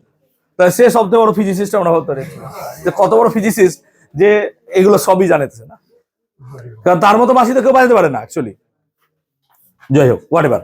তো বেসিক্যালি আমরা এখানে কি দেখছি? Open pipe close. তাহলে এই কোশ্চেনটা পরীক্ষা অনেকবার দেয় যে আমাদের, আস্তে ভাই শোনো, কোশ্চেনটা শুনে নাও, যে ক্লোজ পাইপের থেকে ওপেন পাইপের আওয়াজ বেশি সুরেলা হয় কেন? তার কারণ ক্লোজ পাইপে আমাদের কি থাকে? শুধুমাত্র অড হারমোনিক্স থাকে, বাট ওপেন পাইপে অড ইভেন সব রকম হারমোনিক্স থাকছে। যদি 2 মার্কসের কোশ্চেন দেয়, তাহলে হটসে 3-4 লাইনের একটা উত্তর আছে, সেটা লিখতে পারো 4-5 লাইনের। কিন্তু যদি 3 মার্কসের কোশ্চেন দেয়, তখন তোমাকে এটাও ব্যাখ্যা করতে হবে, এটাও ব্যাখ্যা করতে হবে, দিয়ে ফাইনাল কনক্লুশন টানতে হবে। বুঝতে পারলাম? তো কোশ্চেন মার্কস দেখে নিও। হ্যাঁ, সব করতে হবে, এগুলোও করতে হবে, সব হবে না তখন ফুল নাম্বার দিবে না। বুঝতে পারলাম? হয়েছে। এবার আমরা কম্পেয়ার করব ফান্ডামেন্টাল টোন ক্লোজ পাইপের আর ওপেন পাইপের। তাহলে আমরা এখানে লিখে দিচ্ছি comparison of fundamental tone for open and close pipe. তাহলে comparison of fundamental tones for open and close pipes, ঠিক আছে? তো লক্ষ্য কর, ব্যাপারটা হচ্ছে এরকম, ক্লোজ পাইপের ক্ষেত্রে দেখ, ক্লোজ পাইপের ক্ষেত্রে ফান্ডামেন্টাল টোন N1 কত পেয়েছিস? V/4L। এটাকে আমরা NC লিখছি, তাহলে লজিক্যালি NC মানে V/4L পেয়েছি আমরা ক্লোজ পাইপের ক্ষেত্রে। আর ওপেনের ক্ষেত্রে কত পেয়েছি? V/12। ওপেনের ক্ষেত্রে কত পেয়েছো? V/12। তাহলে NO V/12। আমরা যদি NO/NC করি, কাটাকুটি গেলে 2 পড়ে থাকে, তাহলে NO should be equal two 2NC। তার মানে দেখ, ওপেন পাইপের ফান্ডামেন্টাল ফ্রিকোয়েন্সি ক্লোজ পাইপের দ্বিগুণ হচ্ছে। তার মানে ওপেন পাইপের ফান্ডামেন্টাল ফ্রিকোয়েন্সি সবসময় কি হচ্ছে? ক্লোজ পাইপের দ্বিগুণ। মানে আমি যদি একটা ক্লোজ পাইপ নিই, তার ফান্ডামেন্টাল ফ্রিকোয়েন্সি যদি 100 হার্জ হয়, ওপেন পাইপে সেটা ফান্ডামেন্টাল কত? 200 হার্জ হয়ে যাবে, ডাবল হয়ে যাবে, ডাবল। তবে সে ক্লোজ পাইপের থেকে 1 অক্টেভ আগে চলে কে? Open pipe. ক্লোজ পাইপের থেকে 1 অক্টেভ আগে চলে ওপেন পাইপ, ঠিক আছে? ডাবল হয়ে গেলে সেটাকে অক্টেভ বলা হয়। সো ডাবল হয়ে গেলে অক্টেভ যেহেতু বলছি, so 1 octave always open pipe আগে চলবে রাদার দ্যান দা ক্লোজ পাইপ। আমি কি ক্লিয়ার করতে পারলাম? বোঝাতে পেরেছি আর দূর পর্যন্ত? ক্লিয়ার হয়েছে? সো এরপরে আছে আমাদের কি? And errors. এন্ড এররটা আমরা নেক্সট দিন ক্লাসে শুরু করবো, ঠিক আছে? আজকে আর দূরে থাকবো।